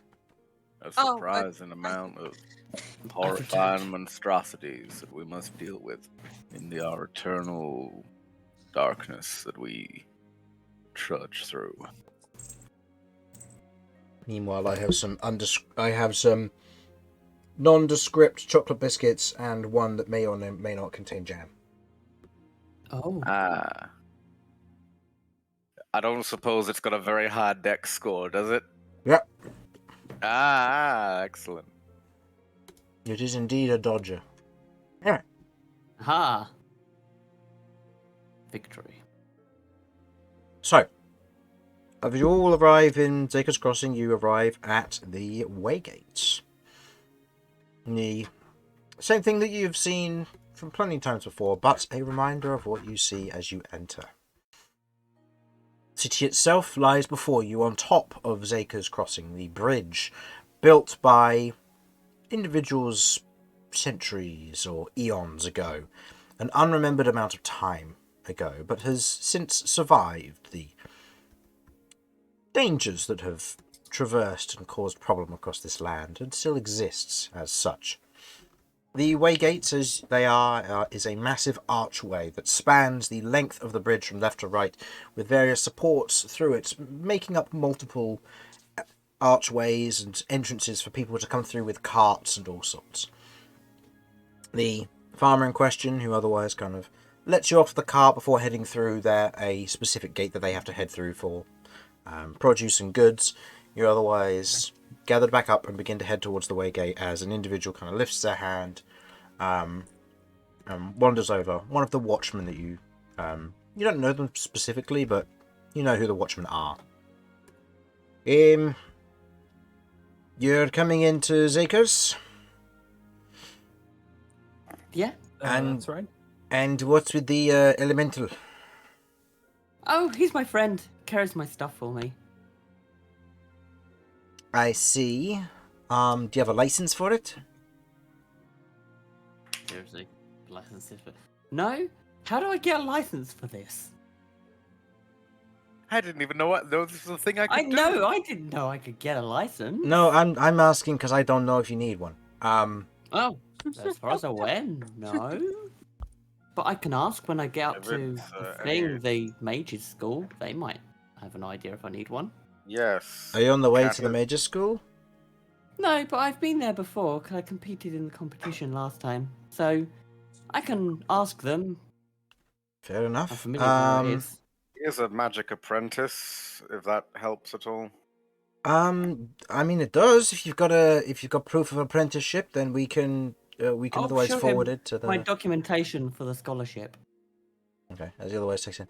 Oh, a scholarship. I'm just gonna roll with advantage to see if he knows who this is. Oh, yeah, by all means, you have clearance to head through. Welcome, welcome, Kat, and oh, well done with the scholarship and your strong friends. Thank you. Just don't go causing any trouble. Don't plan to. And be careful with that thing. It's about as big as a cart. Just make sure it doesn't step on anybody. No, And, no, we've been making sure. If possible, try not to let any kids climb on it either. They might cause some trouble. No, that's absolutely fine. That is not a problem. I will make sure. Keep everyone safe. Okay. Sorry. All right then. I'd like everybody to go ahead and roll me a d6. Anybody who rolls lower than a 5 goes through without worry. Anybody who rolls a 5 or higher is going to be searched. At which point, I'll be asking the party for contraband in their inventory. Oh shit! You say D6. A d6. A 5 and a 6, and you are searched. I get by. You know what? Cat I specifically, get clean. you for cat specifically, you will get in this case you will have disadvantage because you want to take the lower one. So advantage because you get to pick the one that you want. So you can roll again. What should what be did you get? another? What did you get? I want to know actually. Okay. Wait, what did? So what did you get, Cat? Then? I got 2 6s. Okay. Okay, so I need to make an investigation check through your inventory unless you wish to hand over any contraband. This will be checks versus checks. As far as I'm aware, actually, I don't know. I need to ask the logistics there because I'm pretty sure Kirv has got the other 3 blood crystals. Kirv has 1. And I rolled a 4. Yeah. Kirv got 1 of them because she took it and used it. You have 4 in your pocket bag. 4 in my pocket bag. Because when we harvested, I harvested the 4. Kirv harvested 4. Did you give them to me then after? I will check my inventory, but I'm pretty sure I did. Okay. Because otherwise I wouldn't have asked you for the... No, I don't have any. Okay, then in that case, I would have wanted to bank the 3 that I have got, so I wasn't carrying them. Bank them how? When we were at the other place before we left, Braidlin, was it? Yeah. The You mean pocket putting game. it in the pocket or putting it in the bank of iron? Putting it in the bank of iron wrapped. When Romulus put his stuff in the bank Okay. account. Here's what I'll do. In this instance, I will say, having the forethought and knowing about this. Romulus, what did you get? For your D6. Oh, I got a 2. Kirv got a 4. Vinny, what did you get? I got a 6 as well. Okay. I will say this. Given that you've been through before and you had to dump some of your stuff and you are looking to keep these blood crystals, you may make me a singular D20 roll. On an 11 or higher, you remembered to bank it. On a 10 or lower, it is still on your persons because it slipped your memory. Okay. 13. You remembered to bank it, so knock off due to the cost of blood crystals in an unrefined state. This will put you back 1 gold. Yep, that's fine. That's fine. Cool. Okay. Okay. Okay, so Vinny or Cat, do either of you have contraband on you? Don't believe so. I've got a lot of stuff, but I don't think any of it's illegal. Cat? No. Apart from the crystals which are banked, no. Okay. I'm going to take a quick look through your inventories and then make investigation checks if I see anything that's contraband. Go for it. I do like the idea that I got by from being checked because objectively I think I look quite suspicious on the fact that I am the biggest hulkingest. Like, yeah, no, we're just not going to fuck with that. I'm trying to work out who's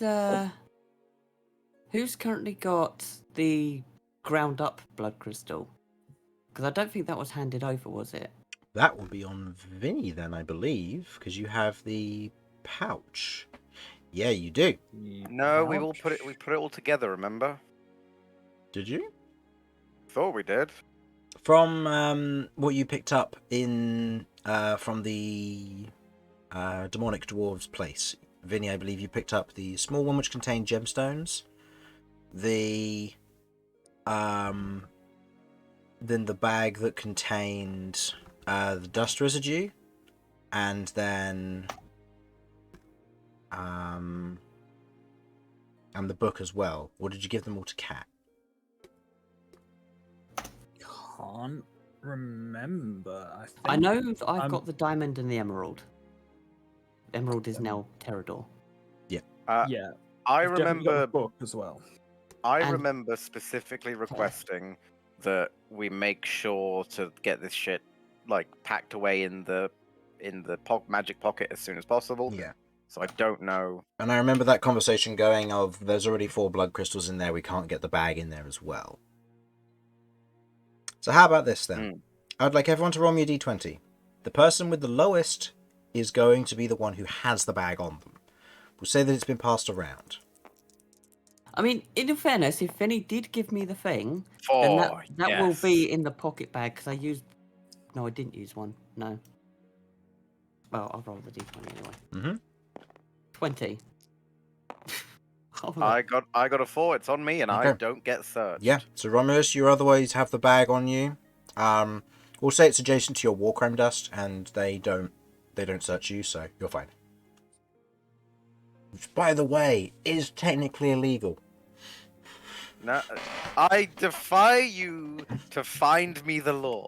It's called war crime dust. Well, yeah, but they don't know that. He's not got a label on it saying war crime dust.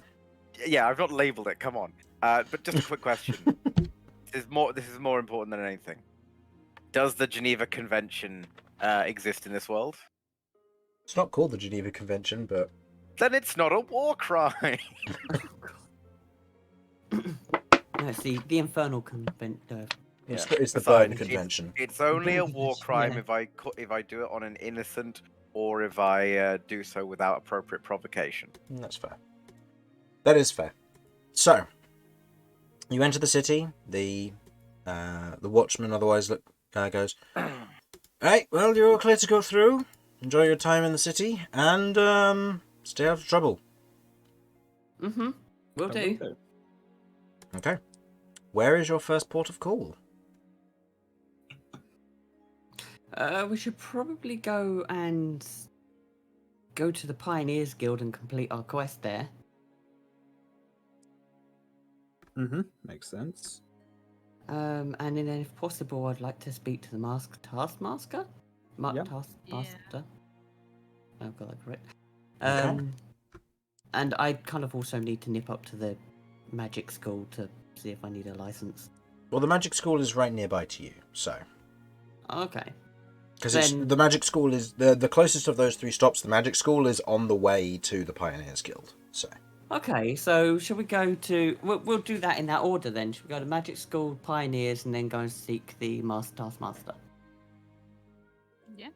And then... Makes sense, yeah. Cool. Okay. Heading towards the magic school, you otherwise approach mostly the edge of the stacks. As you remember, the school is otherwise almost like a stair shape, as it is built up across multiple stack layers. It's more reinforced than the rest of it, more well designed as such for it. Has some open grounds at the one side of it, a few bits of raised platform that have been set up to be used as gardening. You can see a set of grounds which are used for dueling, and it's got its own winch that otherwise leads down to the gorge below. As you otherwise approach and head inside of the school itself, what look to be the same kind of magical knights that you saw before are otherwise standing outside keeping guard. And as you approach, one of them kind of goes, "You'll have to leave the elemental outside." Oh, that's fine. I mean, I'm just come. Maybe you'd know actually as a guard. Do I need a license for my elemental in the city? You only need one. You're only gonna need one if you're using it if it's taking the purpose of a bodyguard or something similar. If it attacks anyone, you haven't got the license, then you're found guilty for it. If you've just using it for transport purposes, then you should be fine, provided you've got transport or trading license. Okay. How do I go about getting it? Because he's my guardian elemental. Well, if he's one of your summons, or something of a similar nature, you can go about it by going to otherwise one of the company registrations if you want to go and get yourself a trader's license. If it is your bodyguard, then you're going to need to get a magical permit license. To do that, you will need to otherwise head inside and pay for one of those. It costs 2,000 gold for a magical creation license. But that's the nature of it. Okay. Right. Is there scholarship discounts? If you have a scholarship, I have a scholarship and I'll show him my documentation. he otherwise looks it over. Then you don't need a license then. Scholarship covers this all in its benefits and permits. Okay, so if I get stopped, I can just show them this and everything should be okay. Yeah, provided your summon doesn't lose control, you should be fine using the scholarship as a way of basically backing up its presence. Same goes for any guards that may try to stop you because of it or anything similar. Okay, no, that's excellent. Just something I wanted to check because I don't want to get into trouble for that or cause any trouble. But okay, that's all I need to know. Thank you so much. That's alright. Do be careful while you take it within the city. If you take it to the upper floors, it's most likely going to crash straight through and cause some damage. So you'll need to leave it on the lower floors. That will be very much the case. Yeah, I will make sure to not cause any harm to the surrounding area or the people. Mm-hmm. That's absolutely not a problem. Alright then. Okay, well, thank you very much. Hope you have a nice day. And I'm going to run back to everyone.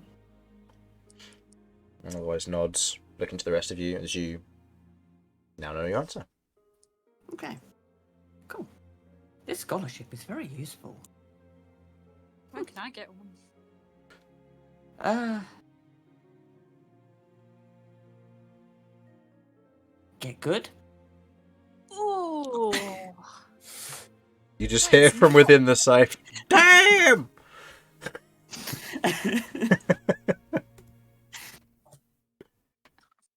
I guess you Well, just need to get that's noticed by true. someone strong. Oh yes, and that's what got me into this fucking situation. Do you not have any scholarship paperwork with your person? Do you, Seth?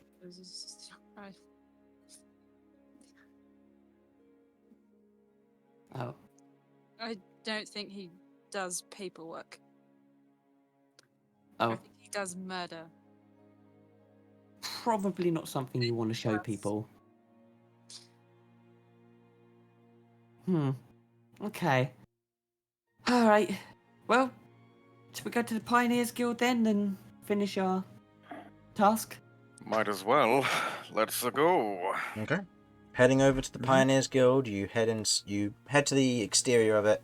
The kind of the dim light of the section of the dark alleys nearby, otherwise almost shadows it to a sense as you come to the edge of the large stone building. As you otherwise arrive at it, you can see that there are plenty of individuals in full swing of talking and chatting and discussing and all sorts. As you otherwise do approach, or in otherwise enter, leaving Terador outside for the sake of the size of him, you otherwise note the interior, otherwise having a look around. Go ahead and roll me a perception check to see if you can find your specific individual. I'm going to use Jeff. Okay. I'll go Jeff. 10. 10 for Jeff. 15 over here. Okay. With the 10 for Jeff otherwise kind of has a look around. Jeff can't seem to see anybody sticking out from the crowd. But bird brain. Yep. But as you're otherwise looking around, as you're otherwise having a look around, Romulus, you see Tenema not far from you, sat on a stool, not too far away, kind of just dangling her legs over the edge. Has what looks to be a few maps that she's currently in conversation with an individual before they kind of nod, putting a bag of coin on, and then she rolls it up and passes it to them. Before she kind of stands up, wanders over to an area and begins to chat to one of the other vendors in the area. But you spot her.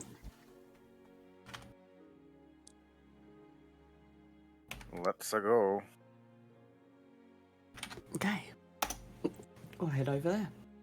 Okay.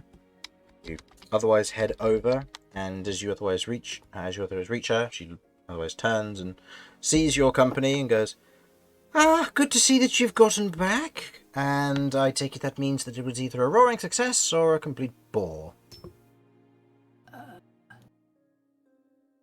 Your stunned silence is deafening. What did you do? How did it go? Well, we went there. Yeah? It was, is haunted the right word, Cat? Oh. Yeah, I'm gonna go with yes. You dealt There with were ghosts. spirits of some denomination there. Right. So it wasn't quite abandoned. Got it? No, not quite abandoned. We took a lot of notes, and a few bits and pieces, samples. But unfortunately, when we finished exploring, it appeared to have reached some sort of terminus situation and collapsed somewhat. Right. Well, I mean, a success is still a success. Ghosts are ghosts. Were there any people there? There were 3 bodies, I believe. Okay. There was a sentient spirit rabbit that pulled Max. Okay. It exploded. Okay. It appeared to be part of the whole. It appeared to be some sort of magical test, almost, that was set up there. An exploding rabbit is a magical test. Okay. We'll do the whole rundown properly. We'll do a whole rundown and hand that over, because on the face of it, it seems a bit absurd. Yeah, and I you're would telling rather... me. Yes. However, we have completed the assignment as requested. Yeah, no, that's quite right. You've completed it and done well. Well, in such a case, then that'll be a pass, and so that knocks it further up in terms of your calibration. You're proven to be quite skilled adventurers at your task. Okay. The 3 individuals who died there, or 3 bodies that you found, did you know who they were?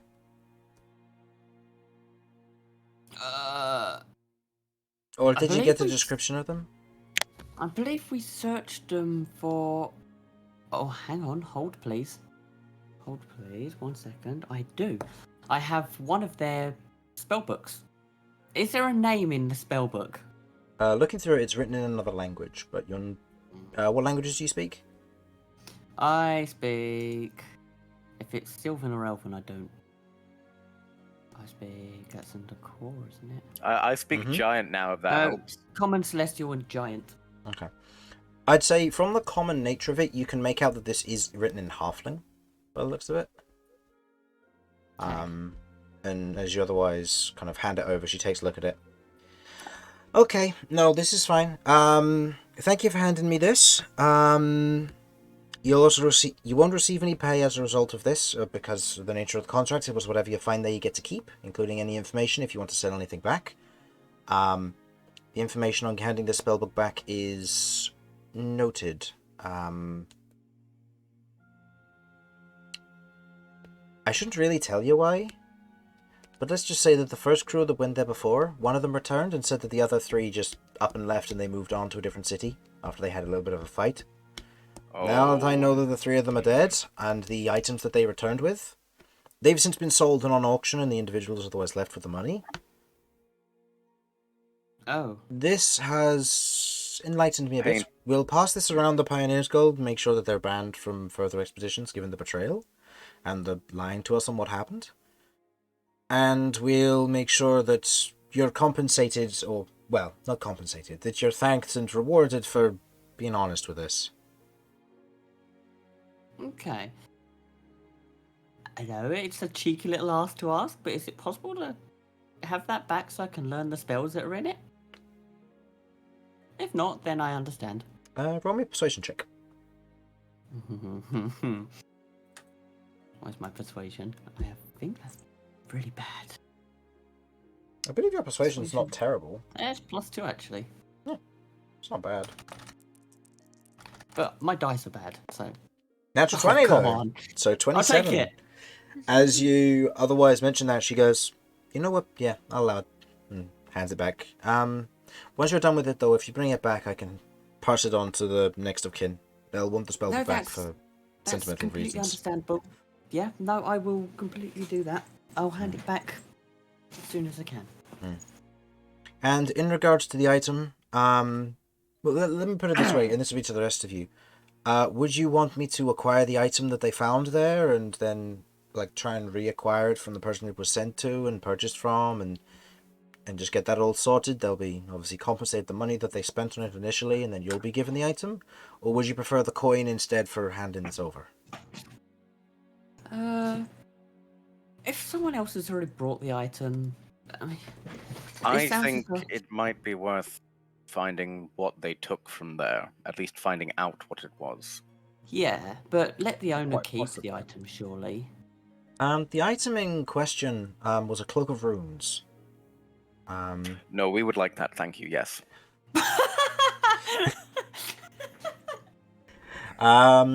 I would like... Not a moment's hesitation. Not a moment's hesitation. I would like all of you to roll me history checks, please. Oh, cool. Oh, thank you, Romulus. Okay, 24. Sorry, what did you say that History was? check. Yeah.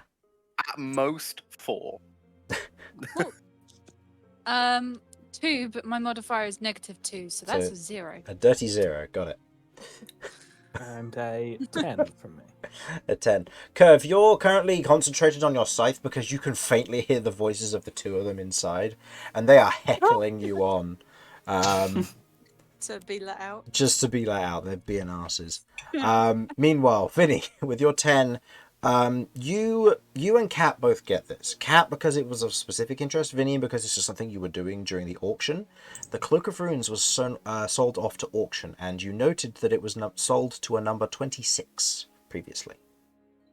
So you already have a lead on that if you wanted to pursue it. But it's you can leave it to them or you can pursue it, that's up to you. But you remember it being auctioned off, and it was for around 6,000 gold.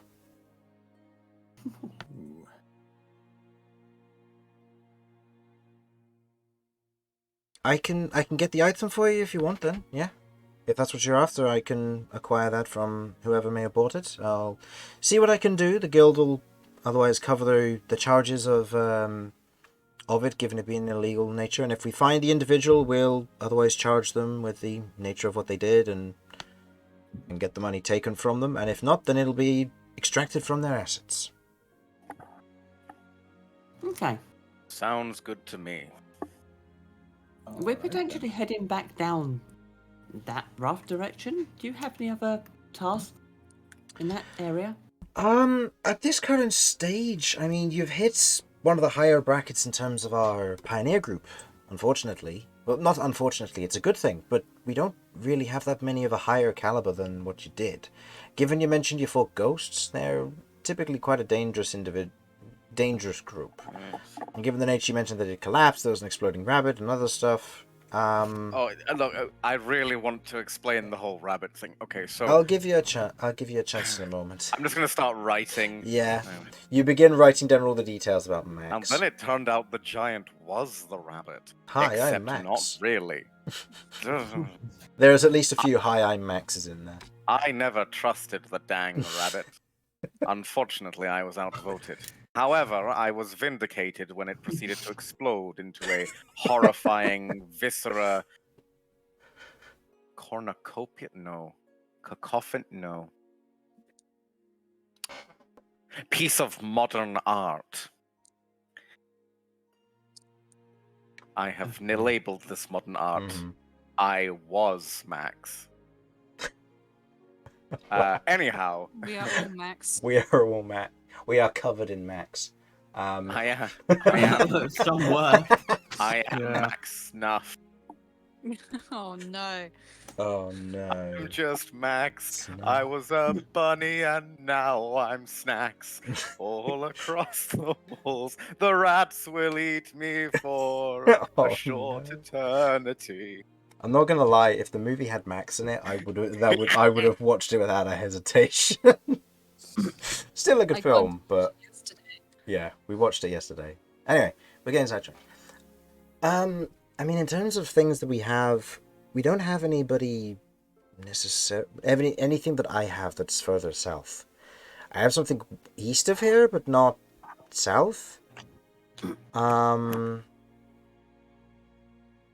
That's all I can really say, unfortunately. If you're looking for more work, I can pass you on to one of our members in Canlis. If you're heading southward, it's more westward than south, but I know that they get a lot of work done over there. Being so close to the Frontvale Peaks and Margov's trails, they get a lot of work in. Okay. I mean, I'm allowed to send you there now that you've passed 2 in a row, and these ones have been quite high level from what I'm understanding. But like I said, I got work that could take you east. That could be a good place to go. I got work that can take you north, close towards the Lovato Hills, or even one further going northeast from here, going towards Lake Edge. Depends on where you want to go. I know we have business in... Was it Fargnuk? Yeah. Yeah, we have business in Fargnuk, which we're potentially going to be pursuing. Well, Canlis is just the next city over. It's 2 stops over. It's 2 days over, heading further westward. It'll lead you closer to the mountains. It'll lead you to a much colder territory than Fargnuk, but oh, still worthwhile. Would you lot like to take that one as we're heading that direction? Or something we could pick up? I mean, that's just me sending you on to the Pioneers Guild and Canlis. Yeah. Oh, well, we can check that out if Remind me what's in Farganook? we're going to go and help the mayoress's daughter. Well, the Oh, mayor, right. the Yeah. young mayor. And also potentially investigate a little bit more as to location of people.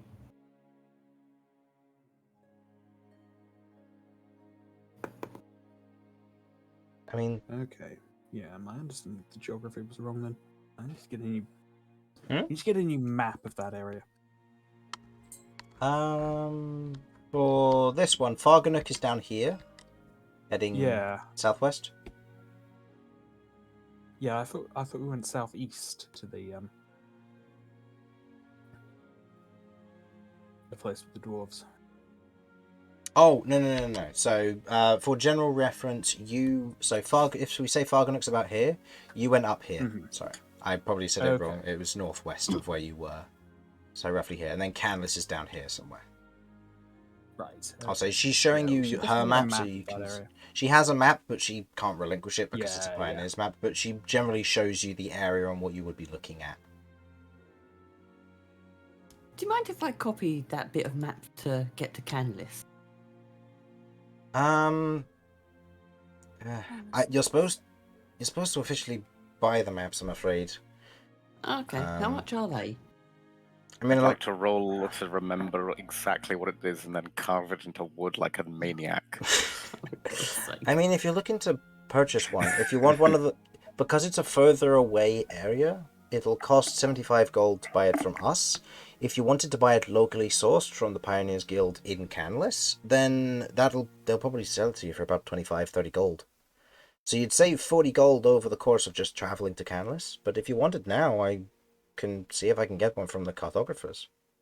We'll wait until we get to Canlis. I haven't really got Okay.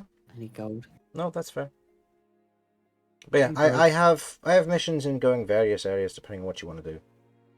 Okay, well, we're going to be heading in that direction, so we'll probably head up Canlis and then see what's going on there. Oh, fair enough. Well, But in which case, thank you. I'll write you up a referral letter. Don't leave without it, and I'll get that all sorted for you. Okay. Yeah. And Vinny, just as a general note, it was the southeastern trail was the one where the hooded figures were seen leaving, heading towards the Ice King's domain. Yeah. Which... Yeah. Looking at her map, there is no city for a good 5 days travel across open snow tundra. Yikes. There are 2 villages that are within 4 days travel of Breilin, but the area is otherwise devoid of villages and campsite spots as well. If you get heavy snow, you could be bogged down on that road for up to 10 days. Okay, and it's getting towards winter, isn't it? Yes, it is, which means that you'll start hitting. You've probably got about another 2 months before you hit imminent frost and up to probably -10, -20 out. Because during this current time you're in autumny time, so it's cold and wet, but it's not freezing. Or it's probably just about freezing. You aren't getting frost, you're getting slush. The further you go closer to winter, the harder it's going to be to go that far.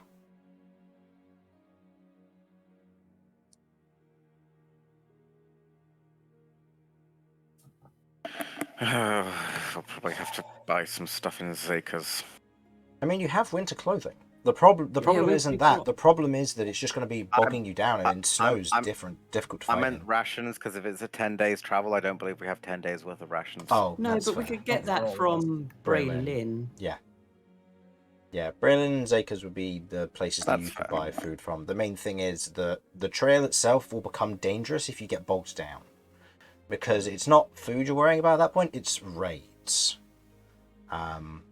Orc parties, ice elves, ice dwarves, they do not take friendly to people who they do not know. This would be something that most of you wouldn't necessarily understand, but it's a local known thing and gets mentioned a lot.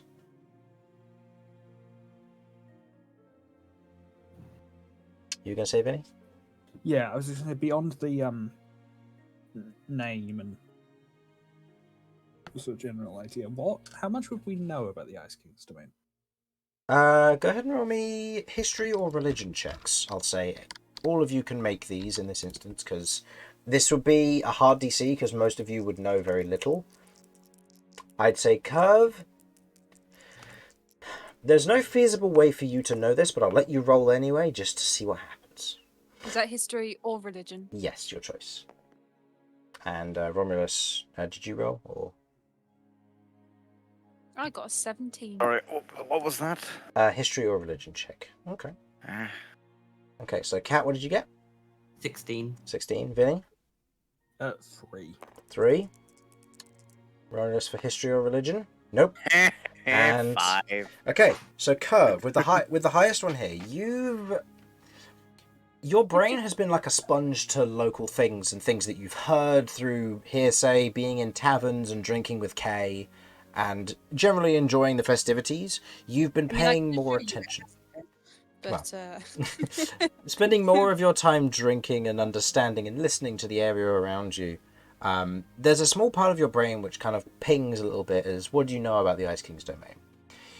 From being in Braylin and in WizardCon, listening to the hearsay of what people say around Braylin, it used to be one of the sites for raids by Orcish raiders, by the various races that otherwise exist and live in the Ice King's domain, where they exist within the cold tundras of the south, not far from the polar cap itself.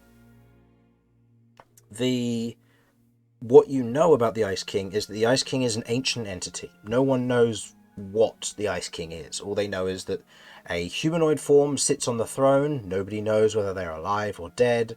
No one has seen them in eons. But they are claimed to speak to the clan leaders who roam the lands, and they are the supreme ruler. They otherwise reside in a capital within the Spiral Mountains, a very difficult to reach region with mountains that reach beyond the clouds vertically, and the only way to reach the capital is to take a migratory path through the spiral shape of the lower mountains.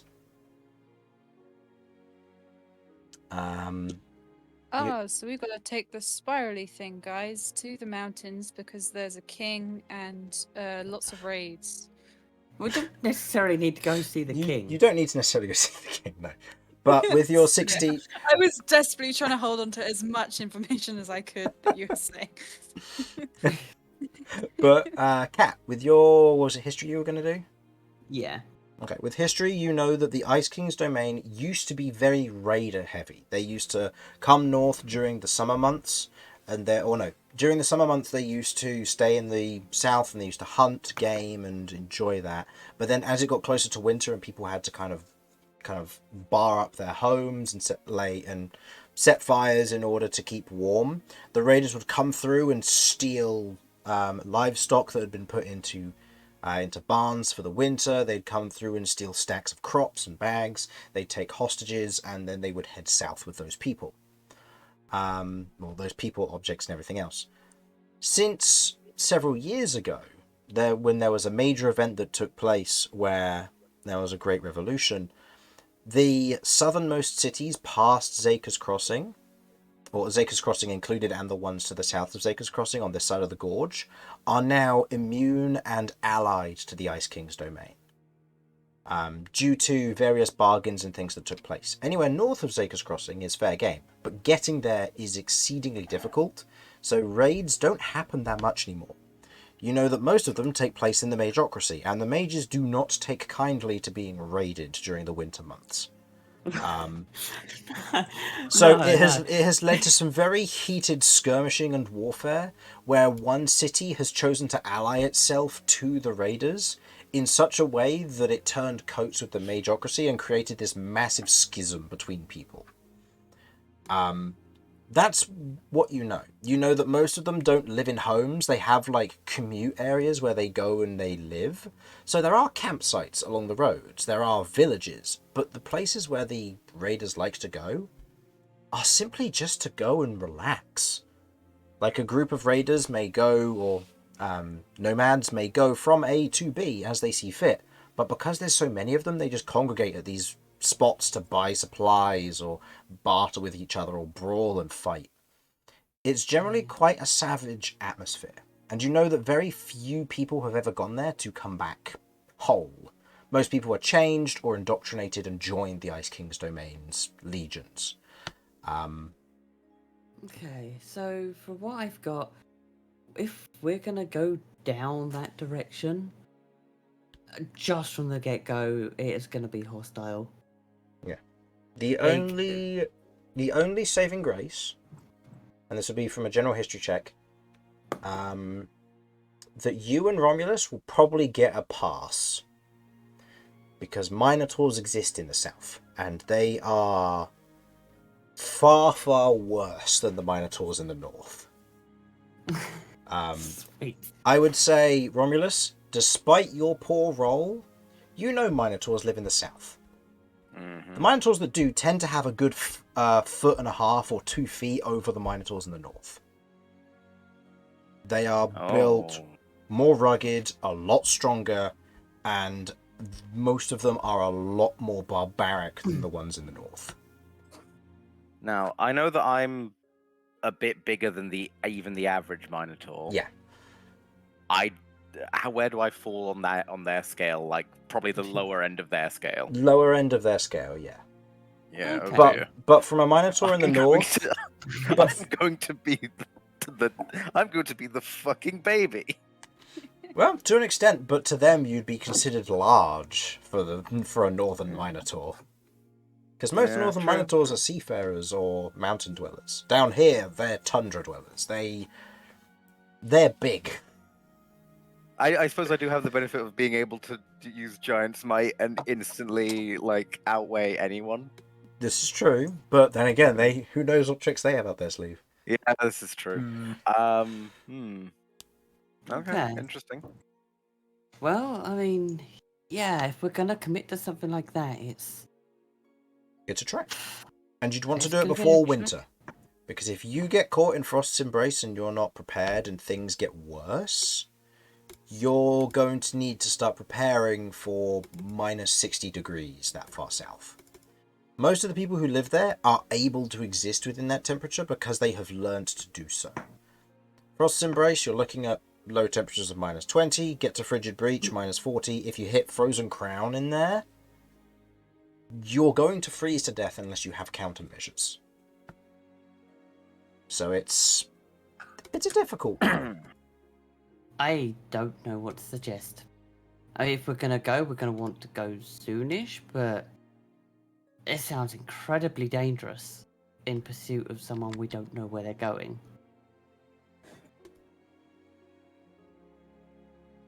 If we had a clear end goal, it probably would help, but we don't know. Yeah, Just no, for you're reference, right. you're in the first month of autumn.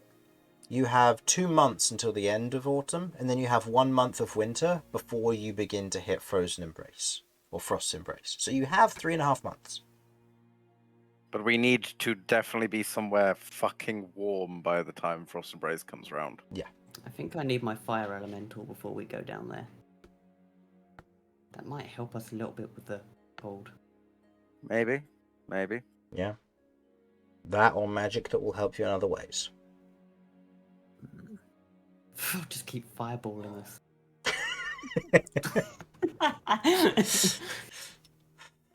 Fireball the party to thaw them out. Okay. I don't even know how long. I don't even know what the hell he's doing there. No. And depending on what's happening, like if he's meeting up with some of the people from down there, we could be walking into a very, very dangerous situation.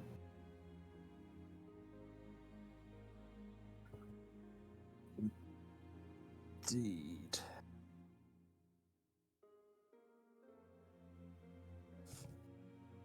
Okay, I'll figure something out. Okay. I mean, didn't he say to the shops guy, Kevin, that it Kevin? No, was it Kevin? Kevin, yeah. All right, yeah. Didn't he say to the shot guy, Kevin, that he was going to be coming back at some point?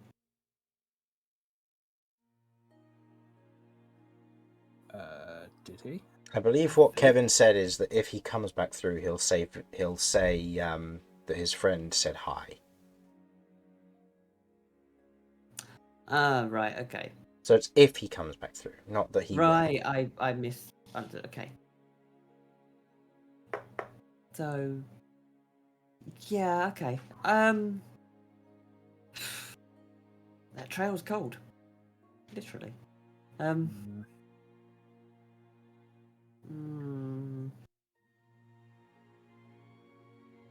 Do you know if he's got any allies up here that might have knowledge on where he's gone?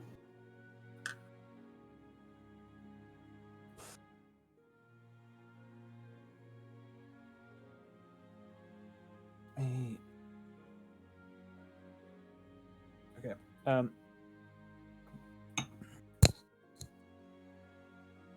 Vinny's going to pull out the book and have a flick through it. Okay. Let me quickly open that up, so just have a look through the information as well.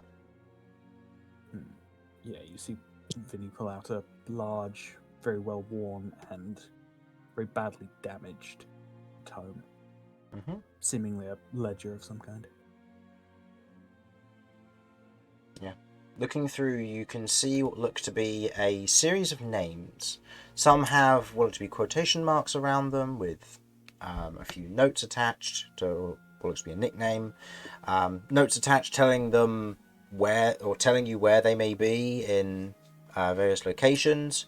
You see that they have some of them have a race attached and a skill as well. Of the ones that you note looking through, you note Red Run Riot, which, if you remember, you all had a run-in with at the Den of Furs. And then there is one called Greasy Mac, who is in Zakers Crossing. Rebecca, or should I say Kirv. Mm-hmm. As you read that name, you recognize that description, that name. Did you say Greasy Mac? Yes. And as you kind of think back, you remember that one time during when you were locked in Zakers Crossing for basically city arrest, you went to the tavern, the Oiled Pickle, and you remember seeing that barkeep there, large fellow, an otherwise mud fluxion of earth and water. There are other names in here as well in other places, which many of you may or may not have been, but a lot of them are further north from Zakers as opposed to south. I'm just going to double check to see if there are any actually south of Zakers, but I think all of them are north except for one.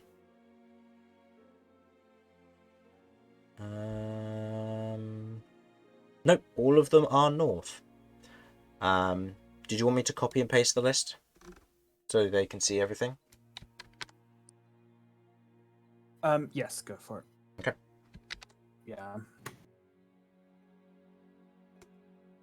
Okay. Okay. Pasting this is going to be a little bit difficult, but I'm going to do my best.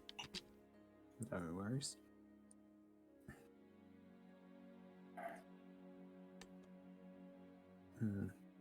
Most of the places we were working are further north than this, but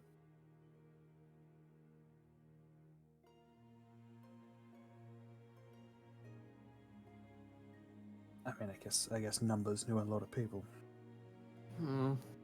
Okay. Well, if there's one in Zakers that There are two in Zakers. hasn't tried to kill you, There's one in Zakers that hasn't tried to kill you yet. possibly go and see them. If not, then we could probably, as much as it's gonna be hostile, the other guys might know something.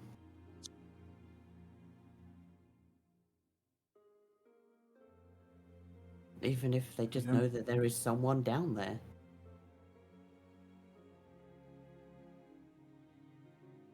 There you go. I don't know that they'd appreciate me going back, and I don't know that they tell me anything more than they said last time, that Carvan was heading south, but It's true, but if we word it so we're not Citing- specifically asking him, say, hey, do you know anyone that's down in the Ice Kingdom, Ice Domain, whatever? I know Carvan's looking for Cassius. Or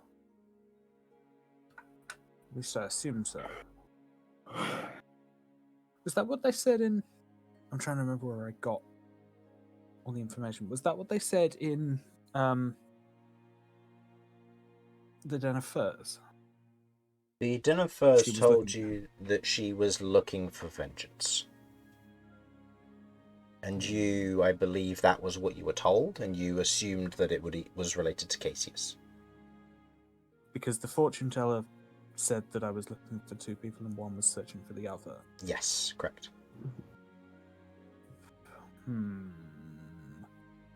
It seems like Carvan went south a little while ago now, Mm-hmm. and Cassius was just before. If he was in town just before WizardCon, he must have left Tremor's Rest after us, so it's possible that she went south and he followed her. Okay. Okay, we need to speak to Greasy Mac, and I need to head back to the Den of Furs. Okay, well, I'll help you with that if there's anything I can do to help. I mean, I can detect thoughts, so maybe something they don't say but think might give something away.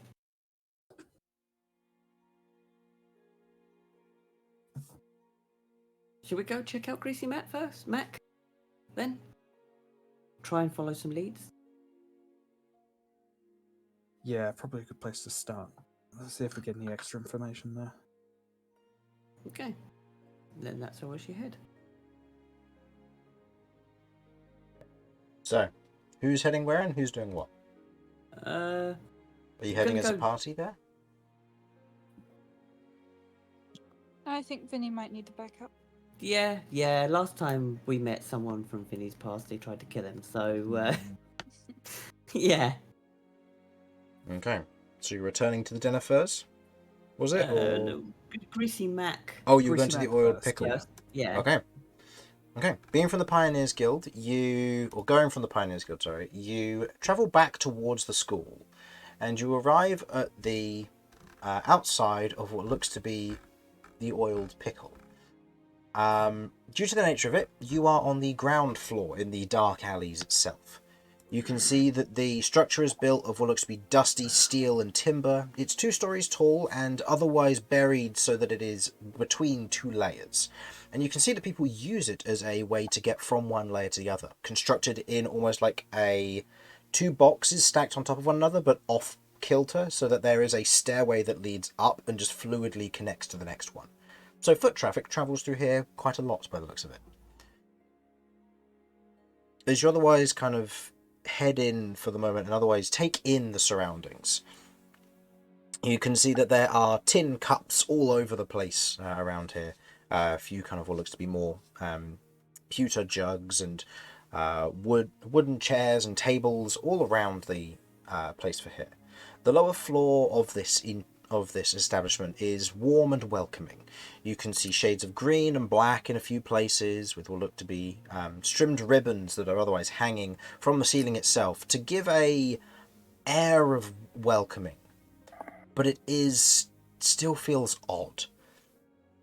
You can see that the tables and chairs here are built from reclaimed timber, or Romulus, you picked that up, and the floor itself, along with a lot of this area, seems to be slightly sticky, with patches of drink and wood that have stained and somewhat caused effects, and just a general air of uncleanliness about the lower floor.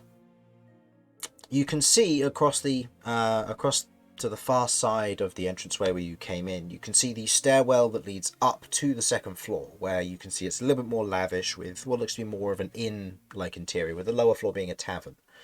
You recognise this place, and you can see what looks to be a board off to one side, where Kay currently holds the top value for the eating competition winners. As you otherwise head in and have a look around, you can see what looks to be a rather large mud fluxion, otherwise behind the countertop. Long, streaky strands of brown hair that otherwise hang down the back of his neck, just below shoulder height. He wears what looks to be a dark black leather sleeveless coat over a muscular, somewhat broad form build to him. While around his waist you can see what looks to be a loose apron with a leather belt holding it and what looks to be kind of these almost baggy trousers in place. As he's otherwise serving a few individuals, he otherwise slides a few mugs over, takes coins and just kind of slides them in his pouch. And you can see he's laughing and getting on well with the people around as you otherwise wander in.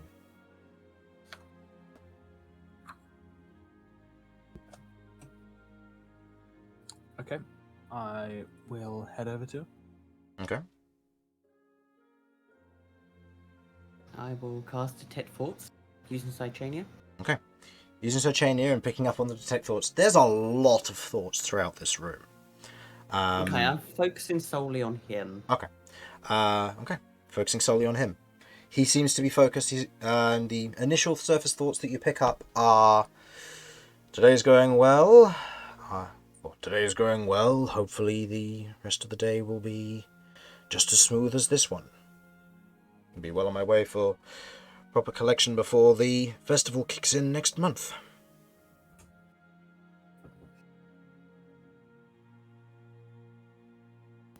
And you approach.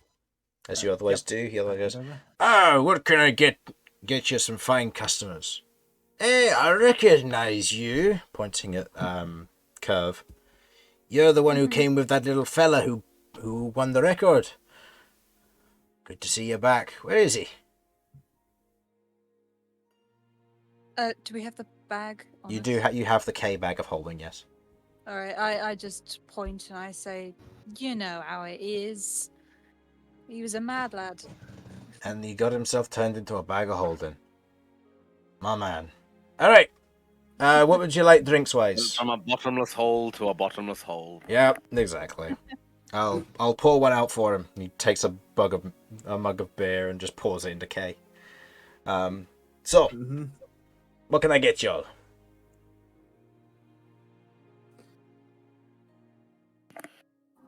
Let's stop with a round of beer. All right. Not for the little one. Points at Cat, and you immediately get the sense of him going, Is she old enough? Nah, she's too young for that. Do you have a low to no alcohol cider for her? I like orange or milk. Low alcohol and no alcohol, unfortunately, still count as alcohol, and whether your That is surprising. It's even though it's no alcoholic, it's still been through a process of being alcoholic, and therefore I'm very interested as to the legalities of parental guardians ordering. Inner retail worker me is saying that if you back off, or I'm giving him auto hits or auto crits on anything Greasy Mac does. No, I'm just genuinely thinking it's quite interesting as to what the hell kind of legislation went through, because obviously all the different races have all like loads of different like ages of maturity, and it's like, how the fuck does this work? And also, we already live in a society where you can theoretically buy like a 13 or 12-year-old wine in a eating establishment, and that's technically fine. That is true, but then if you're buying it in a retail store, it's different because reasons. Anyway, if you're openly buying it for a young adult who's probably going to go out and take it themselves, then you can't let them. Anyway, I don't want to talk about work. I'm on holiday. So, anyway, yeah, 3 beers and a milk. All right. By the way, it is Greasy Mac that I'm speaking to, right? You watch as he otherwise stops in his tracks. and and all the people in the general area go quiet and just kind of lean and look at you. What did you say? What's his thought? His thought is, what did he just call me? I'm gonna flash the book at him briefly and then tuck it away.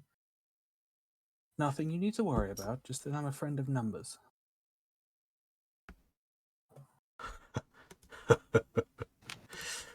You're a friend of his, huh? Is that what he said? That I'm his friend?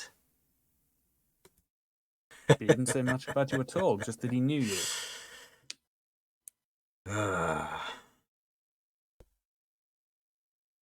I'm just going to be just subtly inching my hand over to the beers and milk and just Sliding them to one over. side. Cat. Let's get out of the way here. So, Cat, with your detect thoughts up, you immediately get a sense from him of Numbers would never relinquish his book. They killed Numbers and are pretending that they know him. And there is a moment of immediate suspicion of a potential lifelong friend in this instance. That's what you pick up from this. You also pick up, kind of just instinctively, 15 hostile figures within the room currently, as you begin to pick up that people in the room are ready to defend Mac if anything goes down. And the tavern is beginning to go quiet, with people almost anticipating this. There is a level of tension and almost static in the air that is cutting. I'm going to summon... Who the fuck is Numbers? What were you doing, Kirv? You were summoning... Eugene and Filch. Just in case. Okay. Eugene otherwise appears, and then Filch goes, "All right, who are we killing today?" Otherwise looks around and oh, think you've been outnumbered. Yes. And if all goes wrong, you're the sacrifices. Shit. So, Vinny.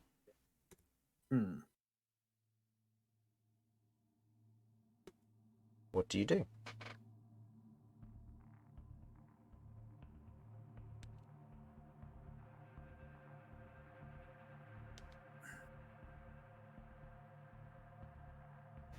So you do know him then? Friend, enemy, rival? What's it to you?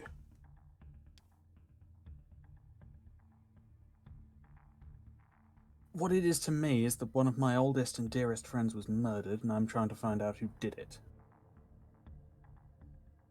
Roll me a persuasion check.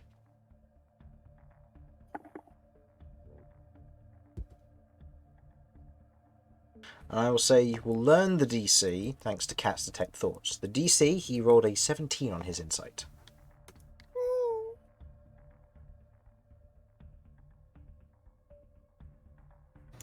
Persuasion, wasn't Yep. it? 27. Ooh. He looks at you, and in that moment, you instinctively, as you otherwise mentioned that, you're still holding the book in your hand with a little bit flashing it but putting it back. There's a moment of him looking at it and noting, and Cat, you pick this up as he thinks, there was blood on that book. Can they believe what he says?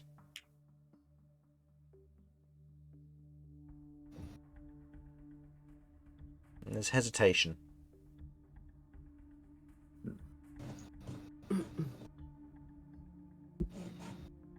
You were a friend of his then? Look, I'm sorry you had to find out this way. I've not exactly been going around broadcasting the fact. That's fair.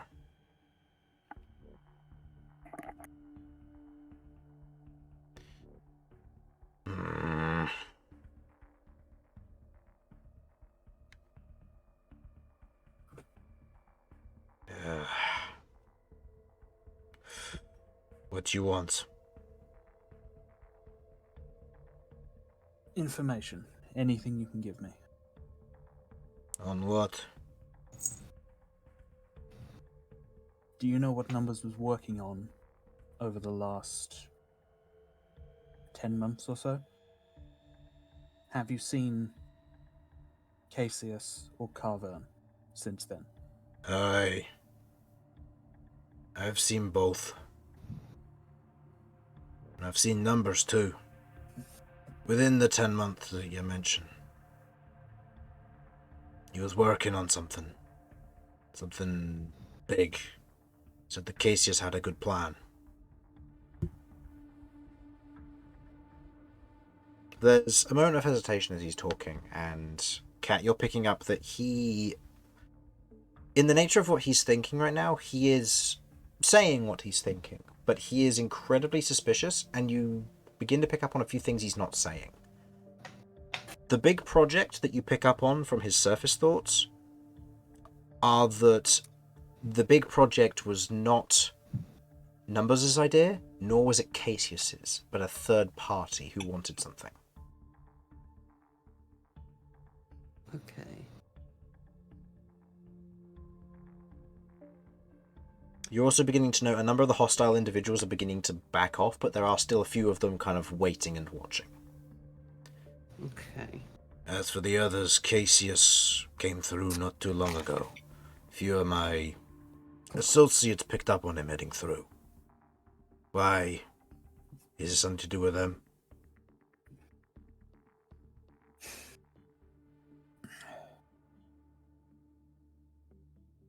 I hope not, but one of them is trying to kill the other, from what I understand.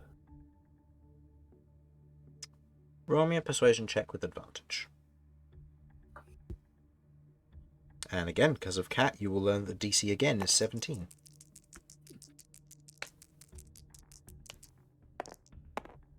Yeah, easy. 26. Yeah. Carvern was on the run. Heading south, said she had to get something before Cassius did. Said she was heading further south back to her old friends. Don't entirely know what that means, but, you know. Your guess is as good as mine.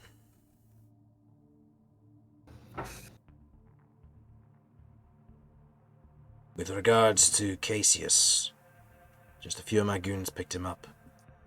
He's responsible for Numbers' death. I would respect that you tell me now, whether you know or whether you suspect.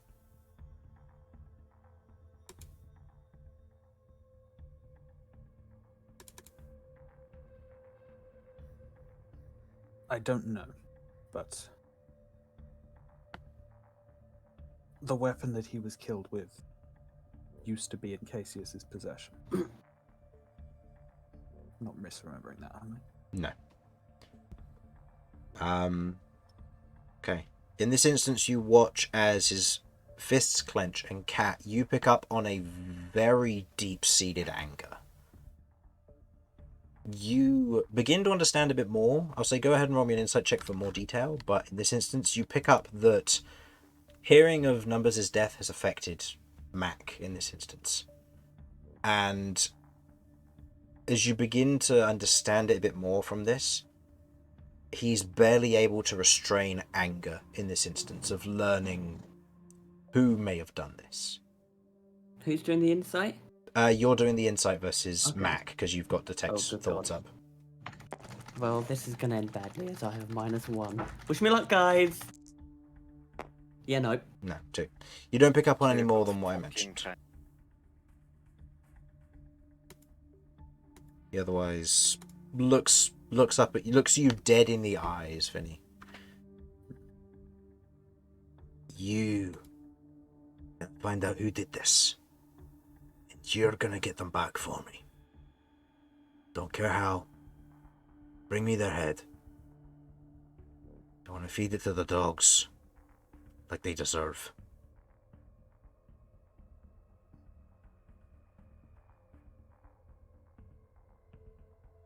Deal.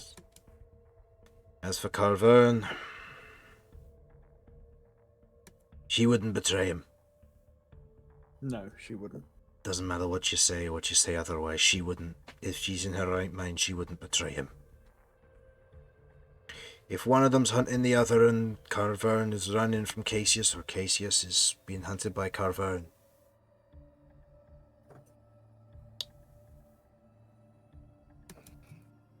you'll be wanting to head south. Goftoch! Do any of you speak Primordial? No. No. How loud is he? Will Pterodor hear him from outside? Oh, of course. Pterodor doesn't speak. Well, no, he might hear. He would I can ask him understand. later. He would understand, but unless you speak Primordial, you can't understand Pterodor.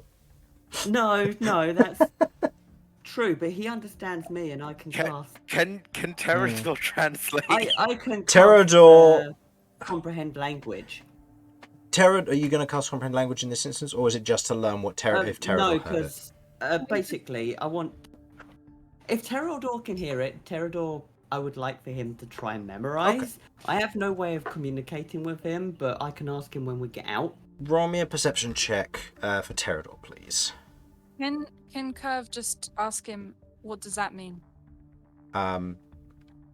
He otherwise gestures, nodding over to a figure who steps up from one of the tables.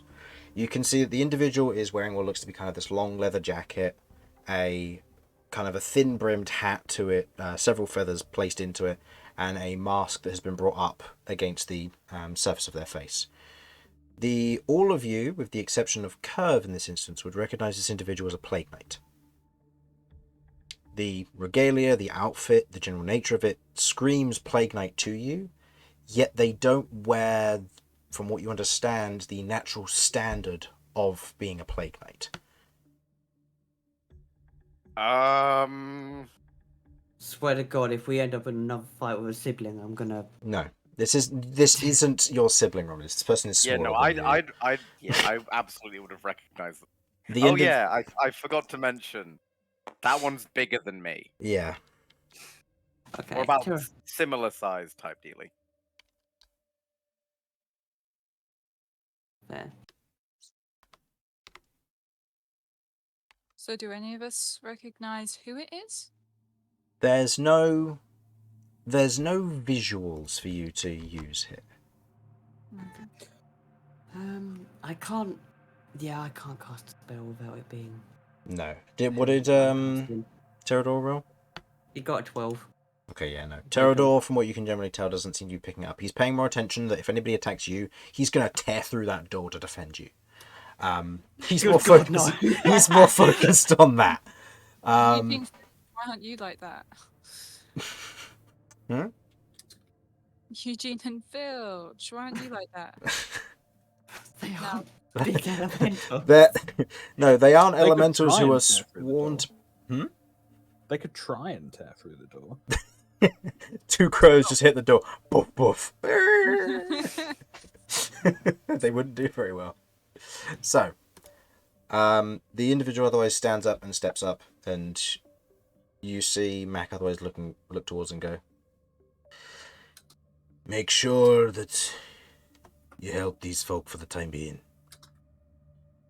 They're looking for Carvern. Get what information you can for me. Sound fair? The individual otherwise looks at the two of you, or at your party, looks back at Mac, nods, and you watch as they otherwise leave the establishment. My friend there they'll acquire you some trails to follow if you're interested. The trails themselves, I imagine, will lead directly to Carvern. It's up to you if you want to take them or not. I'm willing to cover the cost of this. This is valuable information, I do not doubt. But I want you to be working with her.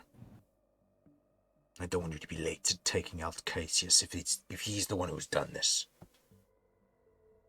They'll find you in the city within the day with information they get. Don't leave Zakers, whatever the condition. So long as you're in Zakers by nightfall, if you do have to head down to the lower city, make sure you're back by nightfall. That, or once you've received the information.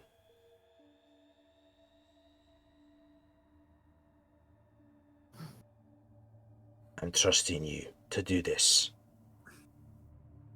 I won't let you down. I'll help you. And as collateral, what's the name? What's your name and the name of a family member? If you join Cassius, I'm tearing you and them apart.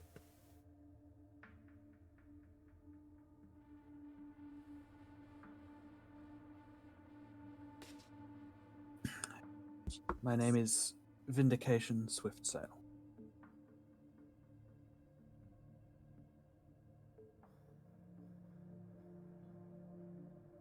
Otherwise nods, committing it to memory.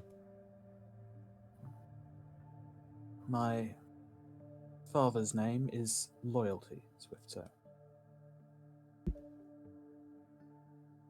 Understood.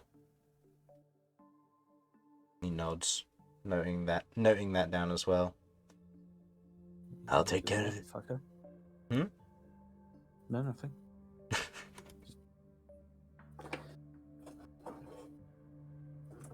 So No. just to check, that was Vindicator what? Swift sail. Swift sail. Good. Get this done. I don't think I'll ever have to charge you for drinks or places to stay if you need it. You do what's right. Vindication, Swift sail. And the rest of you, keep him in line. We'll do our very best. 3 beers and And- milk. He turns around and gets you your drinks. Nothing funnier than a bit of milk. Just the milk. I Okay. choose to believe the milk is from like a massive pint glass. Well, it's from somewhere. Mm-hmm. The jug. It's, well, you get refrigeration in Zakers. I mean, they don't really do heating, so yeah. What animal is the milk from? Just curious. Roll me a nature check. Oh, God. Oh no.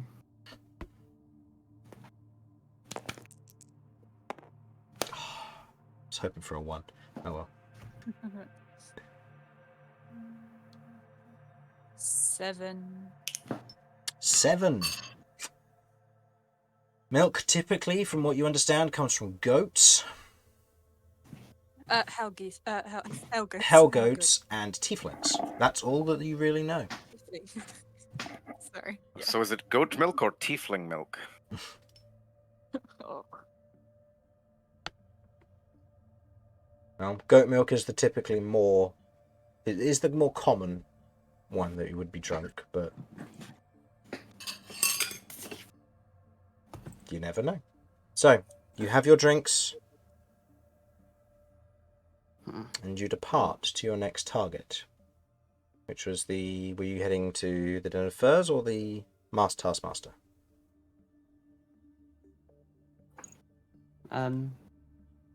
Don't think it would be a long meeting at the Den of Furs. Yeah, Den of Furs. Okay. Okay. Heading to the Den of Thurs, you head inside. I need to quickly see if Red from Riot is there. No. As you head in, Riot is not home. Nor is any of his crew. Which means that they are out hunting for the day. So they'll be back later. Mhm.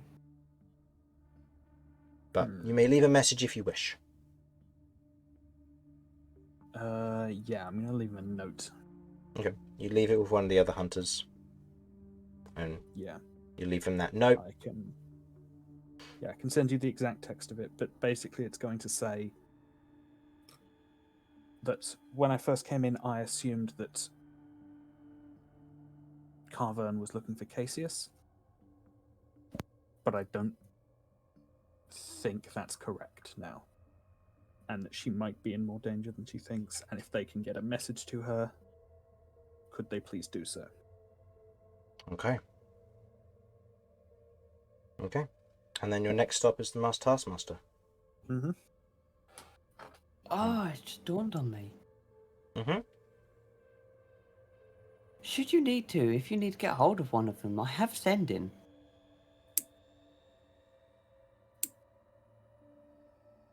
Can you cast that on someone you haven't met? Yeah, you just need their name. I don't. How do I know that? Fuck. Huh. Yeah. Well, Yeah. you need to be attuned to the blood Yeah, ledger. I will have to do it tonight. But yeah, I can send a sending to someone if you reckon that one of them would accept or help.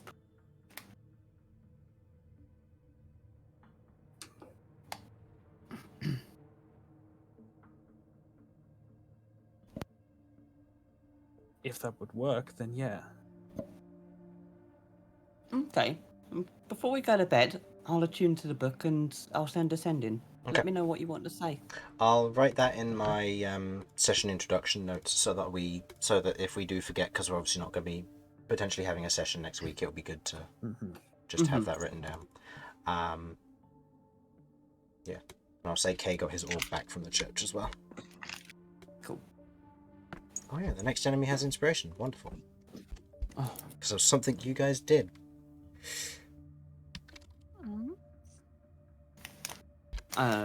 We piss a lot of people off.